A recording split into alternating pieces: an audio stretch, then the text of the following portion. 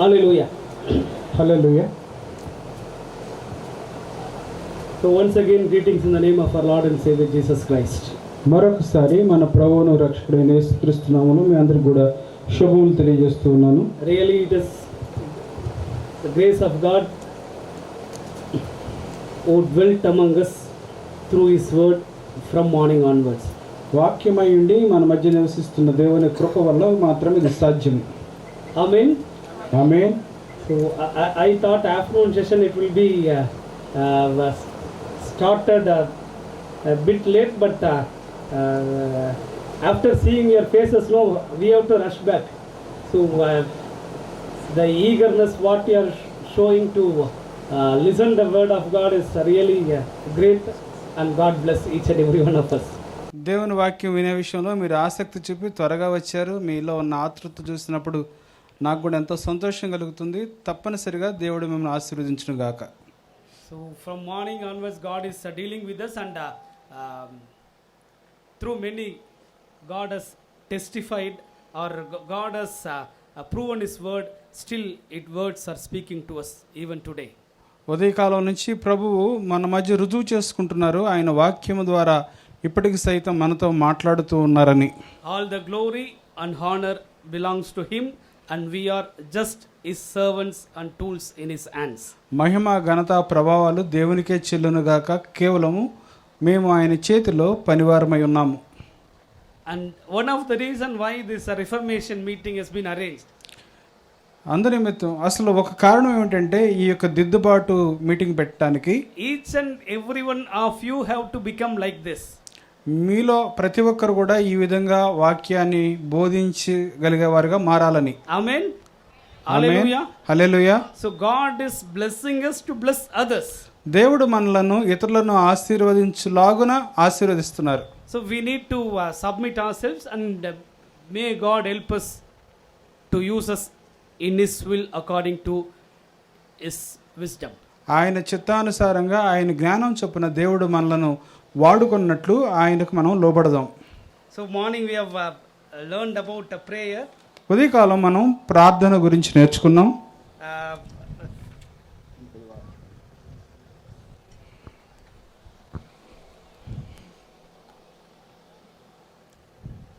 I thought of telling you an important fact. There are around 222 prayers in the whole Bible. నేను మీకు ఒక విషయాన్ని వాస్తవాన్ని తెలియజేయాలనుకుంటున్నాను. బైబిల్లో 222 ప్రార్థనలు ఉన్నాయి. So in Old Testament around 176 prayers are there. పాత నిబంధనలో 176 ప్రార్థనలు, And in New Testament 96 prayers are there. నూతన నిబంధనలో 46 ప్రార్థనలు ఉన్నాయి. When time permits, you find out at least for New Testament. కనీసం మీకు వీలు దొరికినప్పుడు నూతన నిబంధనలో ఉన్న 46 ప్రార్థనలు వెతకండి. So 46 prayers where it has been, and how what are those prayers? Okay, you just go ahead. ఆ 46 ప్రార్థనలు ఎక్కడెక్కడ ఉన్నాయి, ఎవరు చేశారు, So అవన్నీ కూడా మీరు వెతకండి. This session we'll move on to the next topic, word of God or ministry of the word. దేవుని వాక్యము, వాక్య పరిచర్య అనే రెండవ అంశాన్ని మనం ధ్యానిద్దాం. Hallelujah. Hallelujah. So prayer, we talking to God. ప్రార్థన మనం దేవునితో మాట్లాడటం. Word meditation, God speaking to us. వాక్య ధ్యానము ప్రభువు మనతో మాట్లాడటం. So when we speak to God, God listens. మనం ప్రార్థిస్తూ ఉన్నప్పుడు ప్రభువు వింటారు. Then when God speaks to us, ఆయన మనతో మాట్లాడుతూ ఉన్నప్పుడు we need to listen. మనం వినవలసిన అవసరం ఉన్నది. But many of us know like what our morning preacher has said, no, now we have almost addicted to calendar hours. ఉదయకాలం సహోదరులు చెప్పిన రీతిగా మనం క్యాలెండర్ మీద ఉన్న వాక్యాలకు అలవాటు పడిపోయాం. Some people know normally what they will do before going anywhere, just they will take the Bible, whatever verse it is coming, oh that's all, that is the verse. కొంతమంది ఎక్కడికైనా ప్రయాణం చేస్తూ వెళ్ళేటప్పుడు బైబిల్లో గబాలను ఏదో ఒక వచనం తీసి అదే ఆ దిన వాగ్దానం అనుకుంటారు. So all these easy methods are introduced by the world, not by the scripture. ఈ సులభమైన విధానాలన్నీ లోకం ప్రవేశపెట్టింది కానీ దేవుని వాక్య ఆధారం లేదు. Isaiah 40 verse 8 says, యెషయా గ్రంథం 40వ అధ్యాయం 8వ వచనం తెలియజేస్తుంది, the grass withers, the flower fades, but the word of God stands forever. గడ్డి ఎండిపోవును, దాని పువ్వు వాడిపోవును, మన దేవుని వాక్యము నిత్యము నిలుచును. Grass withers, గడ్డి ఎండిపోవును, the flower fades, దాని పువ్వు వాడిపోవును, but the word of God stands forever. మన దేవుని వాక్యము నిత్యము నిలుచును. Hallelujah. Hallelujah, Hallelujah. Hallelujah. Word of God stands forever. మన దేవుని వాక్యము నిత్యము నిలుచును. The same thing Jesus Christ has said during his earthly ministry. ఇదే విషయాన్ని యేసుక్రీస్తు ప్రభు ఆయన భూమి మీద పరిచర్య చేసే దినాల్లో చెప్పారు. Matthew 24 chapter verse 35 if we read, మత్తయి సువార్త 24వ అధ్యాయం 35వ వచనం తెలియజేస్తుంది. heaven and earth will pass away, but my words will by no means pass away. ఆకాశమును భూమియు గతించును గాని నా మాటలు ఏమాత్రమును గతింపవు. The only thing which does not change in this world is the word of God. ఈ భూమి మీద మార్పు లేనిది ఏదైనా ఉందంటే అది కేవలము దేవుని వాక్యమే. Amen. Amen. Hallelujah. Hallelujah. But if you read Proverbs 28th chapter 9th verse, 28వ సామెతల గ్రంథం 9వ వచనం చూస్తే, we'll take that words. Proverbs 28 verse 9. సామెతల గ్రంథం 28వ అధ్యాయం 9వ వచనం. One who turns away his ear from hearing the word of God or scripture, even his prayer is an abomination. ధర్మశాస్త్రము వినబడకుండా చెవిని తొలగించుకొని వాని ప్రార్థన హేయము. Amen.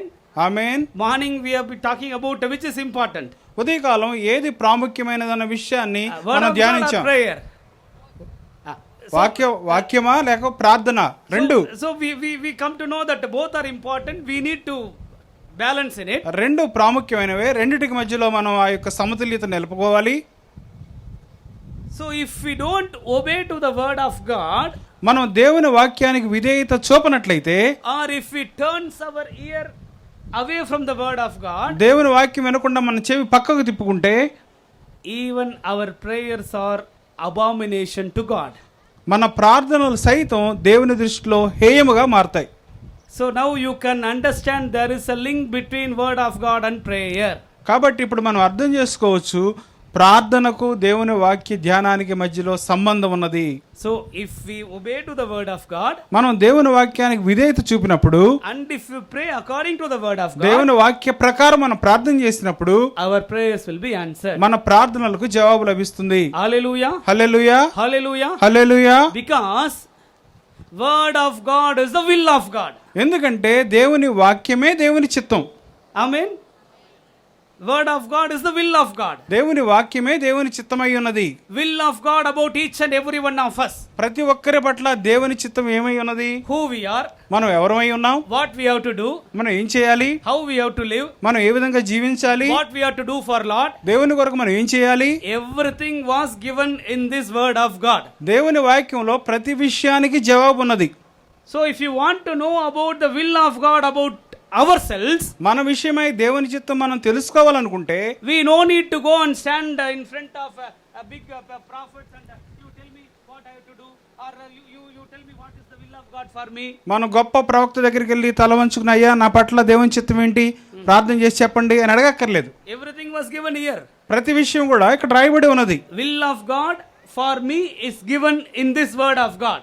నా పట్ల దేవుని చిత్తము దేవుని వాక్యంలో రాయబడి ఉన్నది. Amen. Amen. Hallelujah. Hallelujah. It is my duty to find out. దాన్ని ఎరుగటం, దాన్ని కనుగొనటమే నా ఎడల దేవుని చిత్తం. With the help of the word of God, దేవుని వాక్యం సహాయంతో I have to find out the will of God about me. నా పట్ల దేవుని చిత్తాన్ని ఎరగటం నా బాధ్యత అయి ఉన్నది. Then to confirm it or then to understand it, I can depend senior people or men of God. ఆ విషయంలో పూర్తి నిర్ధారణ కొరకు, సలహాల కొరకు పెద్దలైన వారిని సంప్రదించవచ్చు. Right? So like morning, okay, we'll be studying one or two topics. ఉదయకాలం వల్లే 1-2 అంశాలు ధ్యానిద్దాం. What is Bible? బైబిల్ అంటే ఏమిటి? Yeah, you have to tell me what is Bible, because we are all having Bible in our hands. మనందరి చేతిలో Bible ఉన్నాయి కదా, మీరే చెప్పండి. Everyone has got Bible in our hands, no? Shall we raise and show? ఒకసారి Bible చూపిద్దామా? Amen. Hallelujah, Hallelujah, hallelujah, hallelujah, hallelujah. Okay, I will make you to understand the reason why God has given this in our hands. ఎందుకని దేవుడు మన చేతిలో ఈ Bible ఉంచారో కారణం చెప్తాను. Okay, what is Bible? Bible అంటే ఏమిటి? You tell. మీరు చెప్పండి. Any answer? Word of God. Right. దేవుని వాక్యము. Yeah. Mirror. Okay, right. దేవుని వాక్యం అద్దం వంటిది. Okay, very good. So you got a good understanding about the word of God. దేవుని వాక్యం పట్ల మంచి అవగాహన ఉన్నది. ఇంకెవరైనా? According to John Bosch. John Bosch అనే దైవజనుని ప్రకారం, he is a man of God. ఆయన ఒక దైవజనులు. Bible is not man's word about God, but it is God's word about man. Bible అనేది దేవుని గురించి మనిషి అభిప్రాయం కాదు కానీ మానవుని గురించిన దేవుని అభిప్రాయం. Amen. Amen. It is God's word about man. మానవుని గూర్చిన దేవుని యొక్క మాట అయి ఉన్నది Bible. That's why I told we have to find the will of God from the word of God. అందునిమిత్తం నేను చెప్పాను, దేవుని చిత్తాన్ని దేవుని వాక్యంలో మనం వెతకాలి అని. So word of God, we have two theological words. దేవుని వాక్యాన్ని గురించి రెండు వేదాంతపరమైన పదాలు ఉన్నాయి. So normally they will teach all these things in the Bible colleges, but again it is not only Bible college, everybody has to learn all these things. సాధారణంగా ఈ విషయాన్ని Bible కళాశాలలో నేర్పిస్తారు. బైబిల్ కళాశాలలో వారు మాత్రమే కాదు, మనం కూడా నేర్చుకోవాలి. Normally we will call word of God as logos and rhema. దేవుని వాక్యాన్ని లోగోస్, రేమా అనే రెండు పదాలతో విభజిస్తారు. Logos, it is a written word of God. Logos అనగా రాయబడిన దేవుని వాక్యము. Or mostly it refers to Jesus Christ. సాధారణంగా యేసు ప్రభువును సూచిస్తూ ఉంటుంది. రేమా, it is a spoken word of God. దేవుని నోటి నుండి వచ్చిన మాట. So when we read the written word of God, మనం దేవుని రాసిన పదాన్ని, వాక్యాన్ని చదివితే, and sometime God inspires us. కొన్ని సందర్భాల్లో దేవుడు మనకు ఆయన ప్రేరణ కలిగిస్తారు. Through the written word of God. రాయబడిన దేవుని వాక్యం ద్వారా దేవుడు మనకు ప్రేరణ కలిగిస్తారు. Again, this is important. You have to understand this. చాలా ప్రాముఖ్యమైనది, అర్థం చేసుకోండి. This is the written word of God. ఇది రాయబడిన దేవుని వాక్యము. This is what called as logos. దీన్ని లోగోస్ అంటారు. This word of God is not written for us or not in this generation. ఈ వాక్యము మన కొరకు, మన తరంలో రాయబడలేదు. This word of God was written in the period of 1600 years. దాదాపు 1600 సంవత్సరాల పాటు వేర్వేరు వ్యక్తులు దీన్ని రాశారు. Written by 40 men of God. 40 మంది దైవజనులు. For the people, those who lived in those days. వారు జీవించిన కాలంలో ఉన్న ప్రజల కోసం రాశారు. But still this word of God speaks to us. కానీ ఇప్పటికి సైతం ఈ దేవుని వాక్యం మనతో మాట్లాడుతూ ఉంది. This is the power of the written word of God, logos. ఈ రాయబడిన దేవుని వాక్యం లోగోస్ యొక్క శక్తి ఇది. So when we read this written word of God, మనం ఈ రాయబడిన వాక్యాన్ని చదువుతున్నప్పుడు, then God inspires us. దేవుడు మనల్ని ప్రేరేపించి, then we call it as a rhema. ఆ ప్రేరేపించిన వాక్యమే రేమాస్. And through this rhema, God inspires men of God. ఈ రేమా అనే వాక్యం ద్వారా ప్రభు అనేక మంది దైవజనులను ప్రేరేపిస్తూ ఉంటారు. Okay, we'll turn back to John the Gospel, first chapter, first words. యోహాను సువార్త 1వ అధ్యాయం 1వ వచనం చూద్దాం. In the beginning was the word, and word was with God, the word was God. ఆదియందు వాక్యం ఉండెను, వాక్యము దేవుని యొద్ద ఉండెను, వాక్యము దేవుడై ఉండెను. And if you come down to 14th verse, 14వ వచనం దగ్గరికి మీరు వస్తే, the word became flesh. ఆ వాక్యము శరీరధారి అయి and made his dwelling among us. కృపాసత్య సంపూర్ణుడుగా మన మధ్య నివసించెను. Amen. Amen. Hallelujah. Hallelujah. So Bible is the written word of God. Bible రాయబడిన దేవుని వాక్యము that reveals God's action, purpose, will, nature and salvation to humanity. మానవ జాతి పట్ల దేవుని యొక్క ప్రణాళిక, ఆయన చిత్తము, ఆయన ఉద్దేశము, ఆయన రక్షణ కార్యాన్ని వెల్లడి చేస్తుంది. Amen. Okay, so now we got Bible in our hands. మన చేతిలో బైబిల్ ఉంది, మంచిది. So Bible means బైబిల్ అంటే collection of books. పుస్తకాల సంపుటి. Collection of, how many books are there? బైబిల్లో ఎన్ని పుస్తకాలు ఉన్నాయి? 66. 66 పుస్తకాలు ఉన్న చిన్న గ్రంథాలయం. Old Testament and New Testament. పాత నిబంధన, కొత్త నిబంధన. What is Old Testament? What is New Testament? పాత నిబంధన అంటే ఏమిటి, కొత్త నిబంధన అంటే ఏమిటి? Testament means covenant. నిబంధన అనగా ఇద్దరి మధ్య జరిగిన ఒడంబడిక, Agreement. ఇద్దరి మధ్యలో ఉన్న ఒప్పందం. So what is old agreement? What is new agreement? పాత ఒప్పందం ఏమిటి, కొత్త ఒప్పందం ఏమిటి? So Old Testament means పాత ఒప్పందం ఏంటంటే it is the covenant between God and Israelites. ఇశ్రాయేలీయులకు దేవునికి మధ్య జరిగిన ఒప్పందం. So it was surrounded in the Mount Sinai. సీనాయి కొండ మీద జరిగింది అది. What is New Testament? నూతన నిబంధన అంటే it is the covenant between God and the mankind. మానవులందరికీ దేవునికి మధ్య జరిగిన ఒప్పందం. It's centered around the cross of Calvary. ఆ యొక్క కల్వరి కొండ మీద జరిగిన ఒప్పందం ఇది. Hallelujah. హల్లెలూయా. Hallelujah. హల్లెలూయా. So Old Testament, పాత నిబంధన, if you sum and substance the Old Testament, if you sum and substance the Old Testament in one line, పాత నిబంధన మొత్తాన్ని కూడా క్లుప్తీకరించి ఒక్క వాక్యంలో చెప్పాలంటే it is the formation of nation Israel. ఇశ్రాయేలు దేశం యొక్క ఏర్పాటు for a particular community. ఒక ప్రత్యేకమైన జనాంగానికి ఒక దేశాన్ని స్థాపించడం. But if you come to the New Testament, నూతన నిబంధనకు వస్తున్నప్పుడు if you sum and substance it, నూతన నిబంధన మొత్తాన్ని క్లుప్తీకరిస్తే it is the formation of the church for all mankind. సమస్త మానవాళి కొరకు సంఘ స్థాపన. Hallelujah. Hallelujah. Hallelujah. Hallelujah. So we need to know the word of God. దేవుని వాక్యాన్ని మనం ఎరిగి ఉండటం అవసరమైనది. Leonard Ravenhill said like this. లీనర్డ్ రావెన్హిల్ గారు ఇలా అన్నారు, there is a world of difference between knowing the word of God and knowing the God of the word. దేవుని వాక్యానికి, వాక్యమై ఉన్న దేవునికి కనుగొనటానికి మధ్య చాలా వ్యత్యాసం ఉన్నది.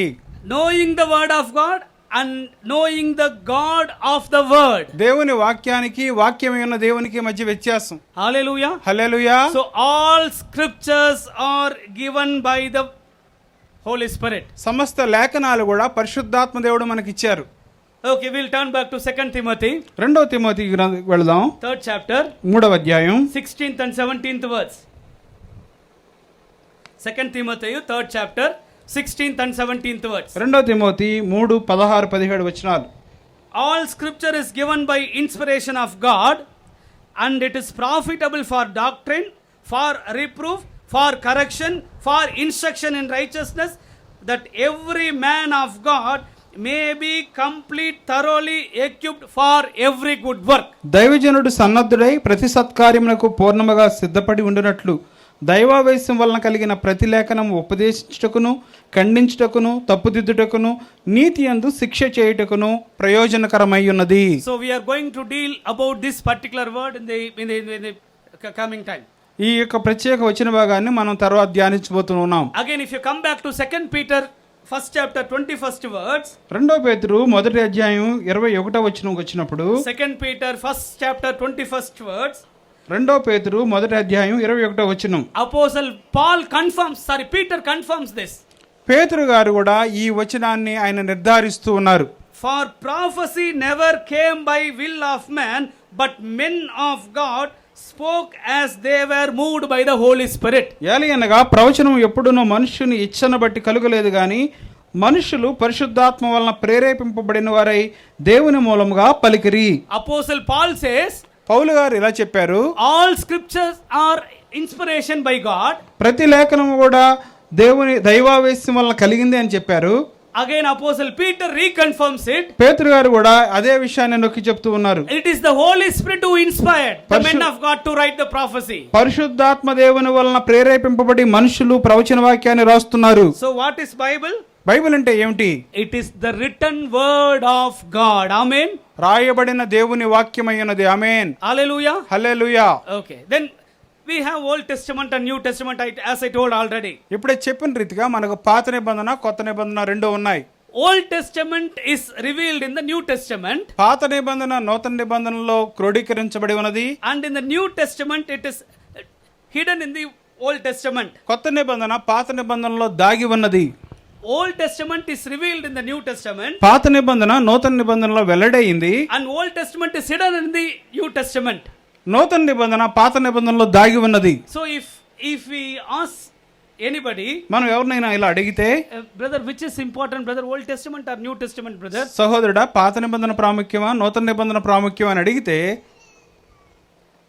We are living in the New Testament era, మనం నూతన నిబంధన కాలంలో ఉన్నాం. so we have to give more importance to New Testament. మనం నూతన నిబంధనకు ఎక్కువ ప్రాధాన్యత ఇవ్వాలి. If that is the case, then God would not have kept the Old Testament there in the Bible. అదే సత్యమైతే దేవుడు పాత నిబంధన మన బైబిల్లో ఉంచేవాళ్లే కాదు. So like prayer and word of God, ప్రార్థన దేవుని వాక్యం ఎలా రెండు రెక్కలై ఉన్నాయో, in the word of God, Old Testament and New Testament are like two eyes. పాత నిబంధన కొత్త నిబంధన రెండు కూడా రెండు కళ్ళ వంటివి. Amen. Amen. We have to study the Old Testament, మనం పాత నిబంధన చదవాలి. and in the meanwhile we have to follow the New Testament, అదే సమయంలో నూతన నిబంధన పాటించాలి. to understand the scripture in a practical way. ఒక వ్యవహార శైలిలో ఎలా దేవుని వాక్యం అనుసరించాలో దీన్ని బట్టి మనం తెలుసుకుంటాం. Old Testament never teaches any doctrine, పాత నిబంధన ఎటువంటి సిద్ధాంతాన్ని కూడా మనకు నేర్పదు, but New Testament teaches the doctrine. నూతన నిబంధన మనకు సిద్ధాంతాలు నేర్పుతూ ఉంది. So we have to follow the New Testament apostolic doctrines, మనం అపోస్తులు నేర్పిన నూతన నిబంధన సిద్ధాంతాలు క్రమాన్ని పాటించాలి. but in the meanwhile we have to see the Old Testament, okay, how men lived and what sin they have committed and how we should not sin like them, or how to learn lessons from those things. So for that it is given. అదే సమయంలో పాత నిబంధనలో మనుషులు ఏ విధంగా దేవునికి దూరంగా తప్పిపోయారు, పాపులయ్యారు, అవన్నీ వారి జీవితాలు మనం గమనించి అది ఒక హెచ్చరికగా తీసుకోవాలి. Hallelujah. Hallelujah. Can you able to understand this? మీరు అర్థం చేసుకోగలుగుతున్నారు కదా? Okay. Now, in how many languages Bible has been translated? ఎన్ని భాషల్లో బైబిల్ తర్జుమా చేయబడింది? In AD 200, 200 సంవత్సరంలో, in AD 2 after the death of Jesus Christ, క్రీస్తు శకం 200 సంవత్సరంలో only in 7 languages it was translated. Bible కేవలం 7 భాషల్లోనే తర్జుమా జరిగింది. In AD 500 it is 13 languages. 500 సంవత్సరం క్రీస్తు శకంలో 13 భాషల్లో. In AD 900 it is 17 languages. 900 సంవత్సరంలో 17 భాషల్లో తర్జుమా అయింది. In AD 1400 it is 28 languages. 1400 క్రీస్తు శకంలో 28 languages. 28 భాషల్లోకి. In AD 1800 1800 క్రీస్తు శకంలో it's in 57 languages. 57 భాషలు. AD 1900 1900 సంవత్సరంలో, that is 19th century, 19వ శతాబ్దంలో 537 languages Bible has been translated. 537 భాషల్లోనికి Bible తర్జుమా జరిగింది. AD 1980 1980 సంవత్సరంలో 1800 languages. 1800 భాషల్లోకి బైబిల్ తర్జుమా జరిగింది. AD 2003 2003 సంవత్సరం నాటికి 1638 languages. 1638 భాషల్లోకి బైబిల్ తర్జుమా జరిగింది. Hallelujah. Hallelujah. Hallelujah. Hallelujah. So as per the latest September 21, September 21వ తేదీ నాటికి ఈ సంవత్సరం 3495 languages Bible or some portion of the Bible has been translated. 3495 భాషల్లోనికి Bible గాని, బైబిల్లో ఉన్న కొద్ది భాగాలైన కొద్ది సువార్తలైన తర్జుమా జరిగింది. Full Bible has been translated into 717 languages. పూర్తి బైబిల్ 717 భాషల్లోనికి తర్జుమా జరిగింది. New Testament has been translated into 1587 languages. 1527 భాషల్లోనికి నూతన నిబంధన తర్జుమా జరిగింది. There are 7300 languages in the world. ఈ లోకంలో 7300 భాషలు ఉన్నాయి. Only in 2000 languages still Bible is there. కేవలం 2000 భాషల్లోనే బైబిల్ ఇప్పటికి లభిస్తుంది. But still many more thousands of languages Bible is not there. ఇంకా కొన్ని వేల భాషల్లోనికి బైబిల్ తర్జుమా జరగవలసి ఉంది. God has given the Bible in our own language. దేవుడు మన సొంత భాషలో మన చేతిలో బైబిల్ ఉంచారు. Hallelujah. Hallelujah. Hallelujah. Hallelujah. So you are testifying and I am testifying the same. నీవు నేను అదే సాక్ష్యాన్ని ఇస్తున్నాం. We have Bible in Telugu, I have Bible in Tamil. మీకు తెలుగులో బైబిల్ ఉంది, మాకు తమిళంలో బైబిల్ ఉన్నది. So God has blessed us with the written word of God. ఆయన రాయబడిన వాక్యం చేత ప్రభు మనల్ని దీవించారు. This Bible is the most published book in the world. ఈ బైబిల్ అనేది ప్రపంచంలోనే ఎక్కువ ప్రింటింగ్ అయిన పుస్తకం అయి ఉన్నది. Most published book in the world. ప్రపంచం మొత్తంలో ఎక్కువ పబ్లిష్ అయిన బుక్ ఇదే. Bible is the most read book in the world, or read book in the world. ప్రపంచంలో ఎక్కువ మంది చేత చదవబడిన గ్రంథం ఈ బైబిలే. Bible is the only book whose author was present when we read it. Bible అనేది ఒకే ఒక్క పుస్తకం. ఆ పుస్తక రచయిత మనం చదివేటప్పుడు మన పక్కనే ఉంటారు. Still I can say so many things about the Bible. Bible గురించి ఇంకా అనేక విషయాలు నేను చెప్పగలను. It is the word of God about me. ఇది నా పట్ల దేవుని యొక్క వాక్యమై ఉన్నది. It is the will of God for myself. నా జీవితం పట్ల దేవుని చిత్తమై ఉన్నది. Okay, now we'll move on to the background of the Bible. Bible యొక్క నేపథ్యం వద్దకు వద్దాం. Slowly I am taking you into the scriptural background. నిదానంగా ఆ యొక్క వాక్యం యొక్క నేపథ్యంలోనికి వెళుతూ ఉన్నాం. Amen. Hallelujah. Are you following me? మీరు నన్ను అనుసరిస్తున్నారా? Are you following me? Afternoon time it is very difficult, but somehow we need to manage. No other option. మధ్యాహ్నం సమయం చాలా కష్టం, తప్పదు, అయినా మనం ముందుకు వెళ్ళాల్సిందే. But still may the God help us to listen his word. ప్రభు ఆయన వాక్యం వినడానికి మనకు సహాయం చేయను గాక. This Bible was chained in the cathedrals. ఈ యొక్క బైబిల్ ని cathedrals లో చైన్స్ తో బంధించారు. Okay, I will leave the first 14th century because if I started to tell all those things, then Sar is here, so he will teach more about this if you allow him. So Bible was chained almost in the cathedrals. 1400 సంవత్సరాల చరిత్ర నేను వదిలేస్తున్నాను. మన మధ్యలో యోహాన్ గారు ఉన్నారు, ఆయన ఇంకా నాకంటే ఎక్కువ చెప్పగలరు. 1400 తరువాత బైబిల్ cathedrals లో చైన్స్ లో బంధించబడింది. So in the 14th century, 14వ శతాబ్దంలో God used a man of God called John Wycliffe. John Wycliffe అనే ఒక దైవజనుడిని దేవుడు వాడుకున్నారు. He was a professor in theology in Oxford University. Oxford యూనివర్సిటీలో థియాలజీ ప్రొఫెసర్ అయిన. He started to translate the Bible from Latin to English. Latin నుండి English లోకి ఆయన Bible తర్జుమా ప్రారంభించారు. And for this translation, ఈ ట్రాన్స్లేషన్ నిమిత్తమై church has labeled him as a heretic. ఆయనను మతద్రోహిగా చర్చి వారు ముద్ర వేశారు. And he was thrown out of Oxford University. Oxford university నుండి ఆయన వెళ్ళగొట్టడం జరిగింది. Also they have burnt the manuscript what he has translated. ఆయన translate చేసిన రాత ప్రతిని కాల్చివేయడం జరిగింది. In AD 1381. In AD 1381. 1387 సంవత్సరం క్రీస్తు శకం. So you see, the world or the enemies of the gospel has not thrown, or enemies of the gospel has not burnt it. The church has burnt it. ఈ యొక్క రాత ప్రతిని క్రీస్తు విరోధులు గాని సంఘ వ్యతిరేకులు గాని కాల్చలేదు గాని సంఘమే కాల్చింది. After విక్లిఫ్ గారి తరువాత his fellow friends maybe Nicholas and John Purvey, ఆయన యొక్క స్నేహితులు Nicholas John Purvey, they tried to translate the Bible into English. English లోకి తర్జుమా చేయడానికి వారు కూడా ప్రయత్నించారు. Even though Bible was banned in those days, ఆ దినాల్లో బైబిల్ మీద నిషేధం ఉన్నప్పటికీ they secretly translated and they sold it. వారు రహస్యంగా తర్జుమా చేసి అమ్మటం మొదలు పెట్టారు. And for that they have been caught and they have been burnt alive. అందు నిమిత్తమై వారిని పట్టుకొని సజీవ దహనం చేశారు. So this is the situation. ఇది పరిస్థితి. In AD 1415, 1415 క్రీస్తు శకంలో the copies of the Bible has been translated by John Huss. John has గారి చేత బైబిల్ తర్జుమా చేయబడింది. In his native Bohemian language. Bohemian language లోకి తర్జుమా చేయబడింది. From English to his native language, it's translated it. English నుండి బొహమియన్ ఆయన సొంత భాషలోకి తర్జుమా చేశారు. He followed John Wycliffe's translation. ఆయన జాన్ విక్లిఫ్ తర్జుమాను అనుసరించారు. And he was burnt alive. ఆయనను కూడా సజీవ దహనం చేశారు. Even his statue was kept even today in Czechoslovakia. చెకోస్లోవేకియాలో ఆయన విగ్రహం ఇప్పటికి కూడా ఉంది. If you go to Czechoslovakia, in the Paraguay airport, at the entrance of the city, the statue of John Hus was there. ఆ Czechoslovakia మీరు వెళ్తే Paraguay airport నుండి ఆ యొక్క ఊరు వెళ్లే దారిలో మొట్టమొదట ఆయన యొక్క విగ్రహం ఉంటుంది.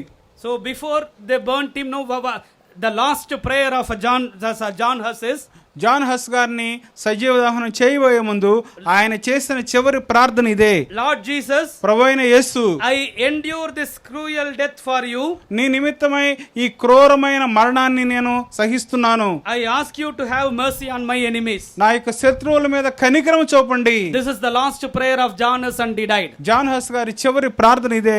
ఈ ప్రార్థన చేసి చనిపోయారు. The writings of John Hus influenced Martin Luther. John Hus గారు రాసిన ఆ యొక్క లేఖనాలు మార్టిన్ లూథర్ గారి మీద ప్రభావితం చూపినాయి. And God used him as an initiative for Protestant Reformation. Protestant reformation పునరుద్ధరణ కొరకు ఆయనను ప్రభు ఒక సాధనగా వాడుకున్నారు Martin లూథర్ని. And during his trial in 1521, he translated New Testament from English to Germany. క్రీస్తకం 1521 సంవత్సరంలో ఆయన మీద న్యాయ విచారణ జరుగుతూ ఉన్నప్పుడు ఆయన ఇంగ్లీష్ నుండి జర్మన్లోనికి నూతన నిబంధన తర్జుమా చేశారు. In 1534, he translated the entire Bible in German language. 1534 సంవత్సరంలో మొత్తం బైబిల్ ని జర్మన్ లోనికి ట్రాన్స్లేట్ చేయడం జరిగింది. This kindled the Protestant Reformation. ఇది ప్రొటెస్టెంట్ రిఫర్మేషన్ కి ఒక అగ్నిలాగా ఉపయోగపడింది. In AD 1525, 1525 సంవత్సరంలో William Tyndale, again an Oxford literate and working in Cambridge University, Cambridge యూనివర్సిటీలో చదువుతున్న ఆక్స్ఫర్డ్ లో చదువుకున్న విలియం టిడ్డెల్ గారు, he was denied permission by the church to translate the Bible into English. సంఘం నుండి ఆయన అనుమతి పొందారు ఇంగ్లీష్ లో తర్జుమా చేయడానికి. But he still translated the Bible in English. అనుమతి లేకపోయినా ఆయన ట్రాన్స్లేట్ చేస్తూనే ఉన్నారు. And he was banished from England to Germany. England నుండి ఆయన జర్మనీకి తరంబడ్డారు. But still it started translating it in English. జర్మనీలో ఉండి కూడా ఆయన ట్రాన్స్లేట్ చేశారు. And Bible was smuggled into England. ఇంగ్లాండ్కి బైబిల్ జర్మనీ నుండి స్మగ్లింగ్ అయి వచ్చేది. He was burnt alive in 1536. 1536 సంవత్సరంలో ఆయనను సజీవ దహనం చేయడం జరిగింది. In Brussels. బ్రజిల్స్ అనే నగరంలో William Tyndale was burnt alive. William Tyndale గారిని సజీవ దహనం చేశారు. In front of a common place. ఆయనను ఒక సామాన్య స్థలంలో in the stake. ఒక కొయ్యకు ఆయన కట్టేసి, and they put all the translated copies of the Bible which was done by William Tyndale. William Tyndale గారు తర్జుమా చేసిన ఆ యొక్క బైబిల్ ప్రతులన్నీ కూడా సంపాదించి ఆయన చుట్టూ వేసి, and the church has burnt both the Bibles and William Tyndale alive. సంఘము విలియం టిండేల్ గారిని ఆయన తర్జుమా చేసిన ప్రతులన్నిటిని కలిపి ఒక్కసారి సజీవ దహనం చేయడం జరిగింది. Before he died, he prayed. ఆయన మరణించడానికి ముందు ఒక ప్రార్థన చేశారు. Lord, open the eyes of the king. ప్రభువా రాజు యొక్క కళ్ళు తెరవండి. God answered the prayer. ప్రభు ఆ ప్రార్థన అంగీకరించారు. After 100 years. 100 సంవత్సరాల తర్వాత In AD 1611, 1611 సంవత్సరంలో King James I, ఆ యొక్క కింగ్ జేమ్స్ గారు, King James I, he gave permission to translate the Bible from Latin to English officially. Latin నుండి ఇంగ్లీష్ లోకి బైబిల్ తర్జుమా చేయడానికి మొట్టమొదట జేమ్స్ రాజు గారు పర్మిషన్ ఇచ్చారు. So that is what called as authorized King James version. It will be like this. అందునిమిత్తమే మన English Bible మీద authorised King James version. Now it is the new King James version, the NKJV. They call it as NKJV. NKJV అని పిలుస్తాం.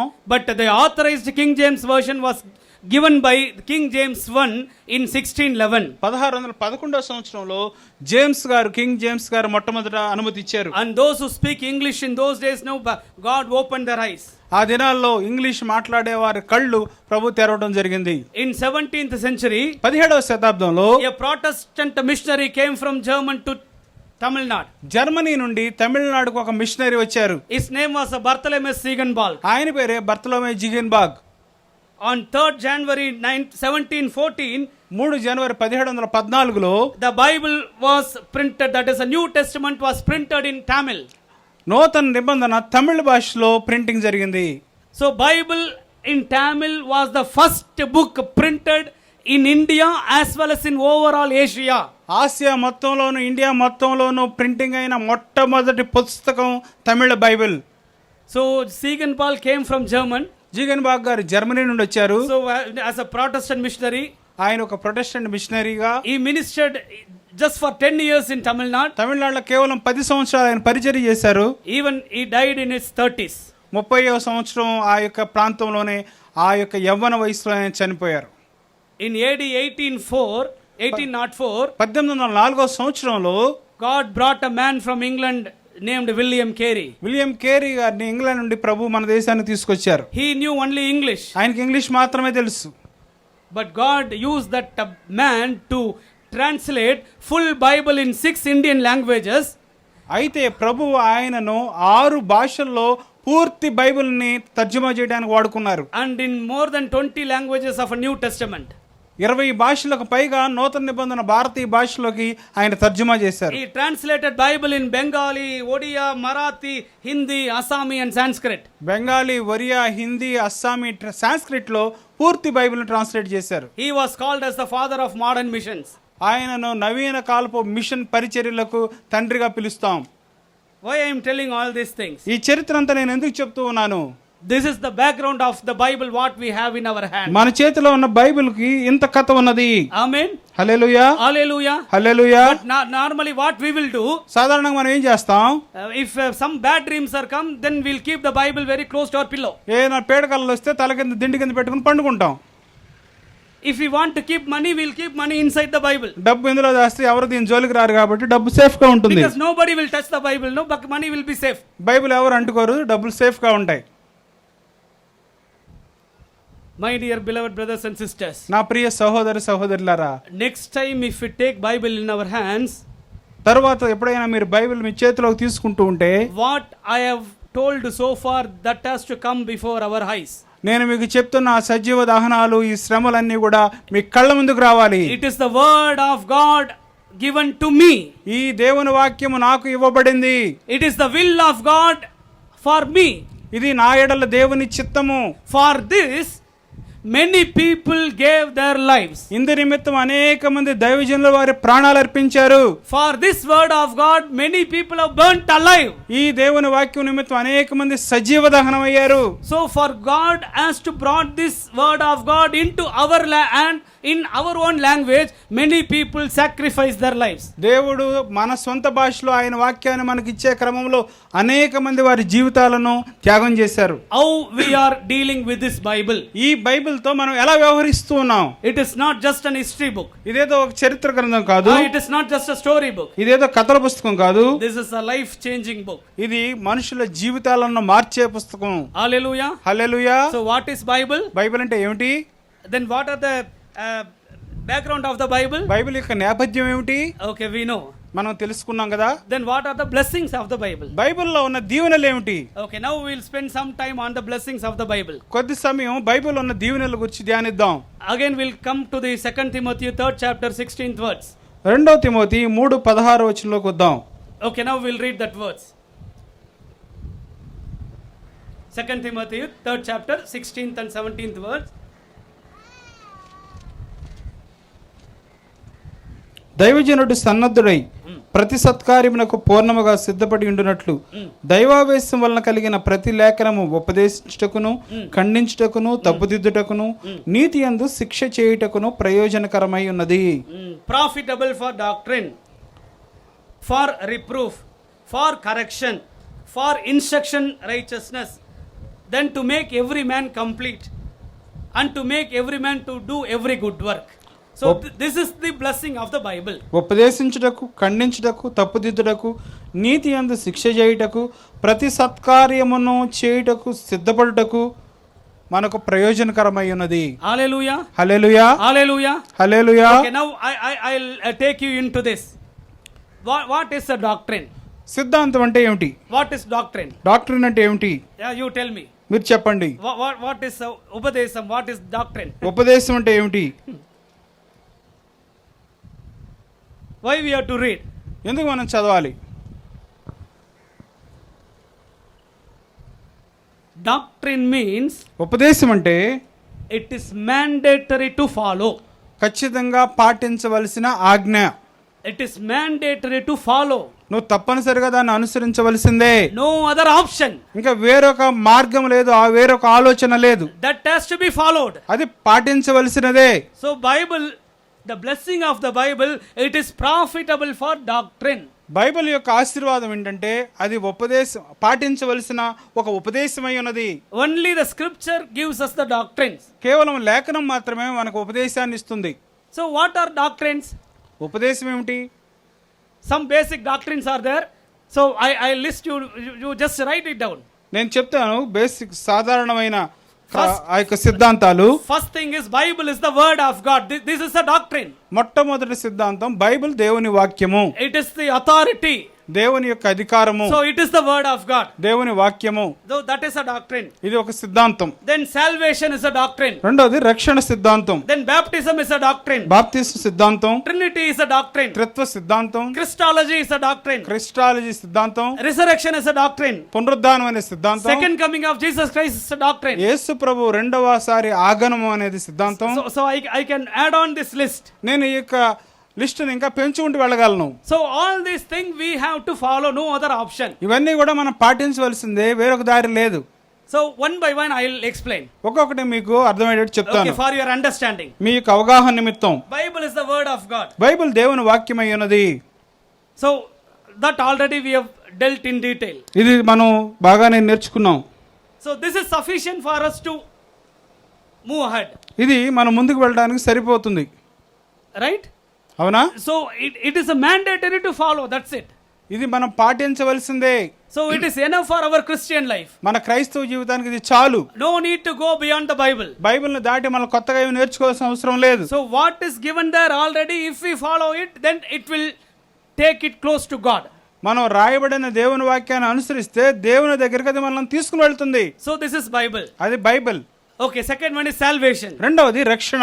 Okay, what is salvation? రక్షణ అంటే ఏమిటి? How we have been saved? ఏ విధంగా మనం రక్షింపబడ్డాం? By His grace we have been saved. ఆయన కృప ద్వారా మనం రక్షింపబడ్డాం. The epistle of Ephesians 2nd chapter 8th and 9th verse says, ఎఫెసీ 2వ అధ్యాయం 8-9 వచనాలు చెప్తూ ఉన్నాయి. For by grace you have been saved through faith, and that is not of yourself, it is the gift of God. మీరు విశ్వాసం ద్వారా కృపచేతనే రక్షింపబడి ఉన్నారు, ఇది మీ వలన కలిగినది కాదు, దేవుని వరమే. So we have been saved by the grace of God. మనం దేవుని కృపచేత రక్షింపబడ్డాం. We have not paid any money for our salvation. మన రక్షణ నిమిత్తం ఎటువంటి డబ్బు మనం చెల్లించలేదు. We have not paid any ransom for our salvation. మన రక్షణ నిమిత్తం ఏ బలి అర్పించలేదు మనం. So God has saved us by His grace. దేవుడు ఆయన కృపచేత మనల్ని రక్షించారు through our faith. మన విశ్వాసాన్ని బట్టి. We believed Him. అది మనం ఆయన నమ్మాము. God saved us. ప్రభు మనల్ని రక్షించారు. Hallelujah. Hallelujah. In John 14:6 if you read, యోహాను సువార్త 14:16లో I am the way, I am the truth, and I am the life. No one comes to Father except through me. 6వ వచనం, యేసు నేనే మార్గమును సత్యమును జీవమును, నా ద్వారానే తప్ప ఎవడునూ తండ్రి యొద్దకు రాడు. In Acts 4th chapter 12th verse if you read, no salvation without Christ. అపోస్తలుల కార్య గ్రంథం 4:12, మరి ఎవని వలనను రక్షణ కలుగదు, ఈ నామముననే మన రక్షణ పొందవలెను. So only salvation is through His name Jesus Christ. యేసు నామములోనే రక్షణ. Amen. Hallelujah. Hallelujah. So this is a doctrine. ఇది ఒక సిద్ధాంతం. This is a mandatory. ఇది ఖచ్చితమైంది. We have to follow it. దీన్ని మనం పాటించవలసిందే. No brother. It is not like that, brother. We cannot deny. లేదు సహోదరుడు, అలా లేదు అని త్రోసివేసే అవకాశం లేదు. Other religious faiths or other people will tell, brother, you are going this way, I am going this way, all the roads will come to one place, brother. ఇతర మతస్థులు మన స్నేహితులు చెప్పొచ్చు, నేను ఈ దారిలో వెళ్తాను, నువ్వు ఈ దారిలో వెళ్తున్నావు, అన్ని రోడ్లు రోమ్ లో కలుసుకుంటే అని చెప్తారు. That compromise and all Bible is not giving. Bible ఎటువంటి కాంప్రమైజింగ్ గా రాజీ స్వార్థ చెప్పడం లేదు. Salvation means through Jesus. రక్షణ అంటే యేసు ద్వారానే. That's all. అంతే. Hallelujah. Hallelujah. Salvation is not through church or salvation is not through organization. Salvation is through Jesus Christ. రక్షణ సంఘం నుండి రాదు, ఒక ఆర్గనైజేషన్ నుండి రాదు, కానీ యేసు ద్వారానే రక్షణ వస్తుంది. Amen. Hallelujah. Hallelujah. Right. Okay. Next doctrine is a baptism. బాప్తిస్మం అనే సిద్ధాంతం. Whether to take baptism or not itself, for many it becomes a very big question mark. బాప్తిజం తీసుకోవాలా వద్దా అనేది ఒక పెద్ద ప్రశ్నార్థకం. And for some people immerse or then sprinkling, okay, again that is a very big question. ఈ బాప్తిజం తీసుకోవాలనే వాళ్ళు మళ్ళా ముంచబడాలా చిలకరింపని అదొక గొడవ. We no need to go into the methods of baptism. మనం బాప్తిజం తీసుకునే పద్ధతుల్లోనికి వెళ్ళటం లేదు. That is separate. అది వేరు. But baptism is important. కానీ బాప్తిజం అనేది ఖచ్చితంగా తీసుకోవాల్సిందే. What is baptism? బాప్తిజం అంటే ఏమిటి? Dying to sin, పాపములకు చనిపోవటం, and resurrection in Christ. క్రీస్తులో పునరుద్ధానుడవటం. Hallelujah. Hallelujah. Dying to sin, పాపములకు చనిపోవటం, and risen for righteousness. నీతి కొరకు జీవించటం. That's all. అంతే. So we believe Christ is my savior. మనం క్రీస్తు మన రక్షకుడని నమ్ముతూ ఉన్నాం. So we are believing in our heart. We are believing in our heart. మన హృదయంలో మనం విశ్వసిస్తున్నాం. Okay, good. It is good. I am believing God. మంచిది, నేను నమ్ముతున్నాను, దేవుణ్ణి నమ్ముతూ ఉన్నాను. But I have to express this in my outward expression. కానీ బాహ్యంగా దీన్ని నేను ప్రకటించవలసి ఉన్నది. So this inward feeling or inward experience has to be expressed outwardly. ఈ హృదయంలో ఉన్న ఆలోచన అవగాహనను బహిరంగంగా నేను ప్రకటించాలి. So that is okay. Baptism, through baptism I am making a covenant with God. బాప్తిస్మం పొందడం ద్వారా నేను దేవునితో ఒడంబడికలోకి వస్తున్నాను. So this is a mandatory. ఇది ఖచ్చితంగా చేయవలసిందే. So without having a covenant with God, we cannot say I am believing God. దేవునితో ఒడంబడిక లేకుండా నేను దేవుని నమ్ముతున్నానంటే చెల్లదు. So this is what called as a doctrine. ఇది ఒక సిద్ధాంతమైనది. So we have to follow this. మనం దీన్ని పాటించవలసిందే. We cannot escape this. దీని నుండి తప్పించుకునే దారి లేదు. Then next come to the important doctrine, Trinity. తరువాత త్రిత్వ సిద్ధాంతం. Trinity. త్రిత్వము. This doctrine was partially revealed in the Old Testament and fully revealed in the New Testament. ఈ యొక్క సిద్ధాంతాన్ని పాక్షికంగా పాత నిబంధనలో చూస్తాము, పూర్తిగా నూతన నిబంధనలో చూస్తాం. Trinity means threefold or three in one. త్రిత్వం అంటే మూడు ఏకమై ఉండటం, ఏక దేవుడు. This word Trinity is not found in the Bible. ఈ త్రిత్వం అనే పదాన్ని మన బైబిల్లో కనుగొనలేం. But the Trinitarian nature of the God was given from the first page to last page of the Bible. అయితే దేవుని యొక్క త్రియేక దేవుని యొక్క స్వభావం, త్రిత్వ భావన బైబిల్లోని మొదటి పేజీ నుండి చివరి పేజీ వరకు రాయబడి ఉంది. Amen. Only in AD 317 the word Trinity was coined and used first time in the Synod of Alexandria. Alexandria పట్టణంలో క్రీస్తు యొక్క 317వ సంవత్సరంలోనే త్రిత్వము, ట్రినిటీ అనే పదాన్ని మొదటిసారి ఉపయోగించారు. So what is Trinity? త్రిత్వం అంటే ఏమిటి? What is Trinity? Father God, తండ్రి అయిన దేవుడు, Jesus the Son of God, యేసు కుమారుడైన దేవుడు, Holy Spirit the helper God. పరిశుద్ధాత్మ దేవుడు సహకారి అయిన దేవుడు. Father, తండ్రి, Son, కుమారుడు, Holy Spirit. పరిశుద్ధాత్ముడు. Okay, now I'll ask you a question. నేను మిమ్మల్ని ఇప్పుడు ఒక ప్రశ్న అడుగుతాను. Where is Father God? తండ్రి అయిన దేవుడు ఎక్కడ ఉన్నారు? Where is Father God? తండ్రి అయిన దేవుడు ఎక్కడ ఉన్నారు? You tell me, where is Father God? Because we have to have a clear understanding of all these basics. ఈ యొక్క ప్రాథమిక సత్యాల పట్ల మనకు పూర్తి అవగాహన ఉండాలి. So Lord's Prayer, what is the first word in the Lord's Prayer? పరలోక ప్రార్థనలో మొట్టమొదటి పదం ఏమిటి? Our Father in heaven. పరలోకమందున్న మా తండ్రి. Our Father in heaven. So where is Father? తండ్రి ఎక్కడ ఉన్నారు? So he is heaven seated on the throne. పరలోకంలో సింహాసనం మీద ఆయన ఆసీనుడై ఉన్నారు. Okay, so many reference verses are there. Matthew 6:9, already we knew it. మత్తయి 6:9 చాలా వచ్చిన భాగాలు రెఫరెన్స్లు ఉన్నాయి. Okay, then where is the Son of God, Jesus Christ? కుమారుడైన యేసుక్రీస్తు ప్రభు ఎక్కడ ఉన్నారు? Where is the Son of God? Yeah, sister was telling, right side of the Father. తండ్రి యొక్క కుడి పార్శ్వమున కూర్చుని ఉన్నారు, సిస్టర్ గారు చెప్తున్నారు. Mark 16:19 it says. Mattayi 16:19లో, Acts 7 chapter 55 and 56 it says. అపోస్తలుకార్యం 7:15-17లో, Romans 8:34 it says. Roma 8:9లో 34లో, Jesus Christ was seated at the right hand of the Father. యేసుక్రీస్తు ప్రభు తండ్రి యొక్క కుడి పార్శ్వమున ఆసీనుడై ఉన్నారు. Right? Okay, from there to save you and me, he came down from heaven to earth. అక్కడ నుండి నిన్ను నన్ను రక్షించడానికి ప్రభు భూమి మీదకు దిగి వచ్చారు. So 2000 years back he came to earth. 2000 సంవత్సరాల క్రితం ఆయన భూమి మీదకి వచ్చారు. He ministered.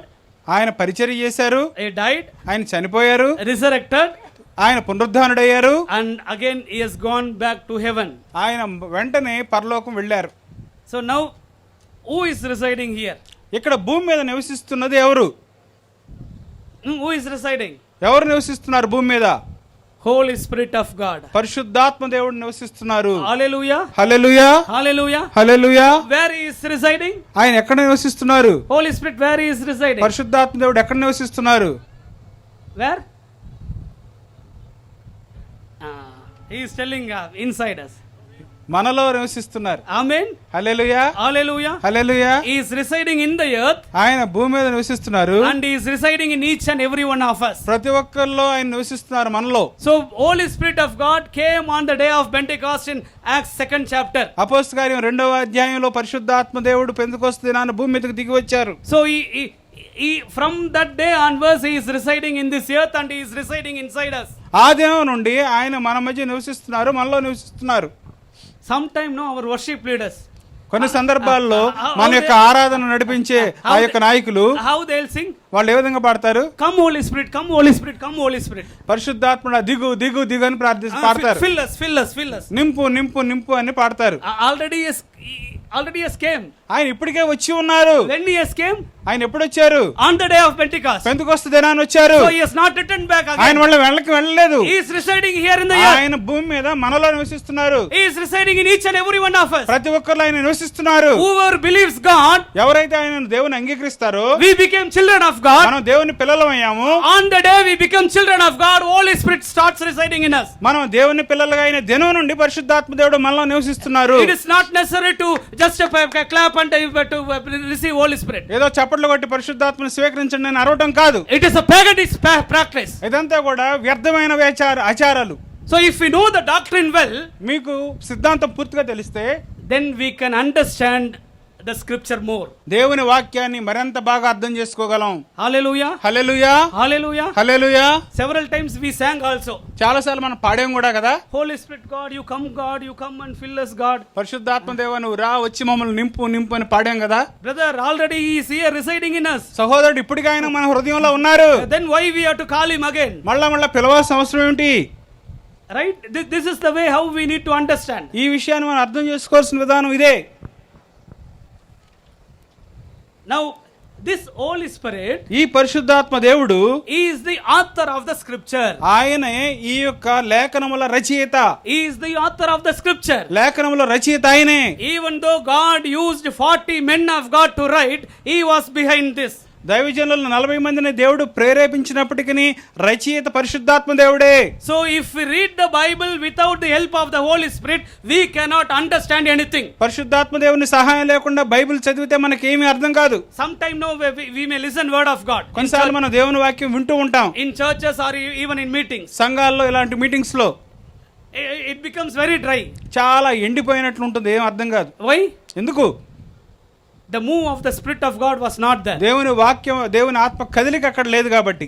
If we leave the Spirit of God and if we start reading the scripture, దేవుని వాక్యాన్ని, దేవుని ఆత్మను పక్కన పెట్టి దేవుని వాక్యాన్ని మనం చదువుతూ మొదలు పెడితే, here it will become like a history book. కేవలం ఒక చరిత్ర పుస్తకం లాగా ఉంటుంది మనకు. If we read a history book, then we'll get sleep. చరిత్ర పుస్తకం చదివితే చక్కగా నిద్ర వస్తుంది కదా. And that is the reason why sometimes even in churches when the preacher preaches, people sleeps. కొన్ని సందర్భాల్లో చర్చిలో బోధకులు బోధిస్తుంటే ప్రజలు చక్కగా నిద్రపోతూ ఉంటారు. So word of God, if it has to speak to us, then we have to depend on the Holy Spirit. దేవుని వాక్యం మనతో మాట్లాడాలంటే దేవుని ఆత్మ, పరిశుద్ధాత్మ దేవుని మీద మనం ఆధారపడాలి. Hallelujah. Hallelujah. Hallelujah. Hallelujah. Then one more thing about the Trinity. మరొక విషయం త్రిత్వాన్ని గురించి. 3 important statements. 3 ప్రాముఖ్యమైన సిద్ధాంతాల విషయాలు. So in systematic theology we have to study this. Systematic థియాలజీలో మనం నేర్చుకున్నాం. God is 3 persons. దేవుడు 3 వ్యక్తులై ఉన్నాడు. God is 3 persons. దేవుడు 3 వ్యక్తులై ఉన్నాడు. Father God, తండ్రి అయిన దేవుడు, Jesus the Son of God, యేసు కుమారుడైన దేవుడు, then Holy Spirit the helper God, పరిశుద్ధాత్మ దేవుడు సహకారి అయిన దేవుడు. then second statement, రెండవ అంశం, each person is fully God. ప్రతి ఒక్కరు పూర్తిగా దేవుడై ఉన్నారు. Each person is fully God. ప్రతి ఒక్కరు పూర్తిగా దేవుడై ఉన్నారు. So if that is the case, అదే కేసు అయితే Holy Spirit is also a God. Holy Spirit is not just a power. పరిశుద్ధాత్ముడు కూడా దేవుడై ఉన్నాడు, ఆయన ఒక శక్తి కాదు. So you can read this in Acts 5th chapter. అపోస్తలుల గ్రంథం 5వ అధ్యాయం మీరు చదవచ్చు. In the incident of Ananias and Sapphira. అన్నయ్య సప్పీరా విషయంలో You can read it later. మీరు తర్వాత చదవండి. So Holy Spirit is a God. పరిశుద్ధాత్ముడు దేవుడై ఉన్నారు. And third one, మూడవదిగా there is one God.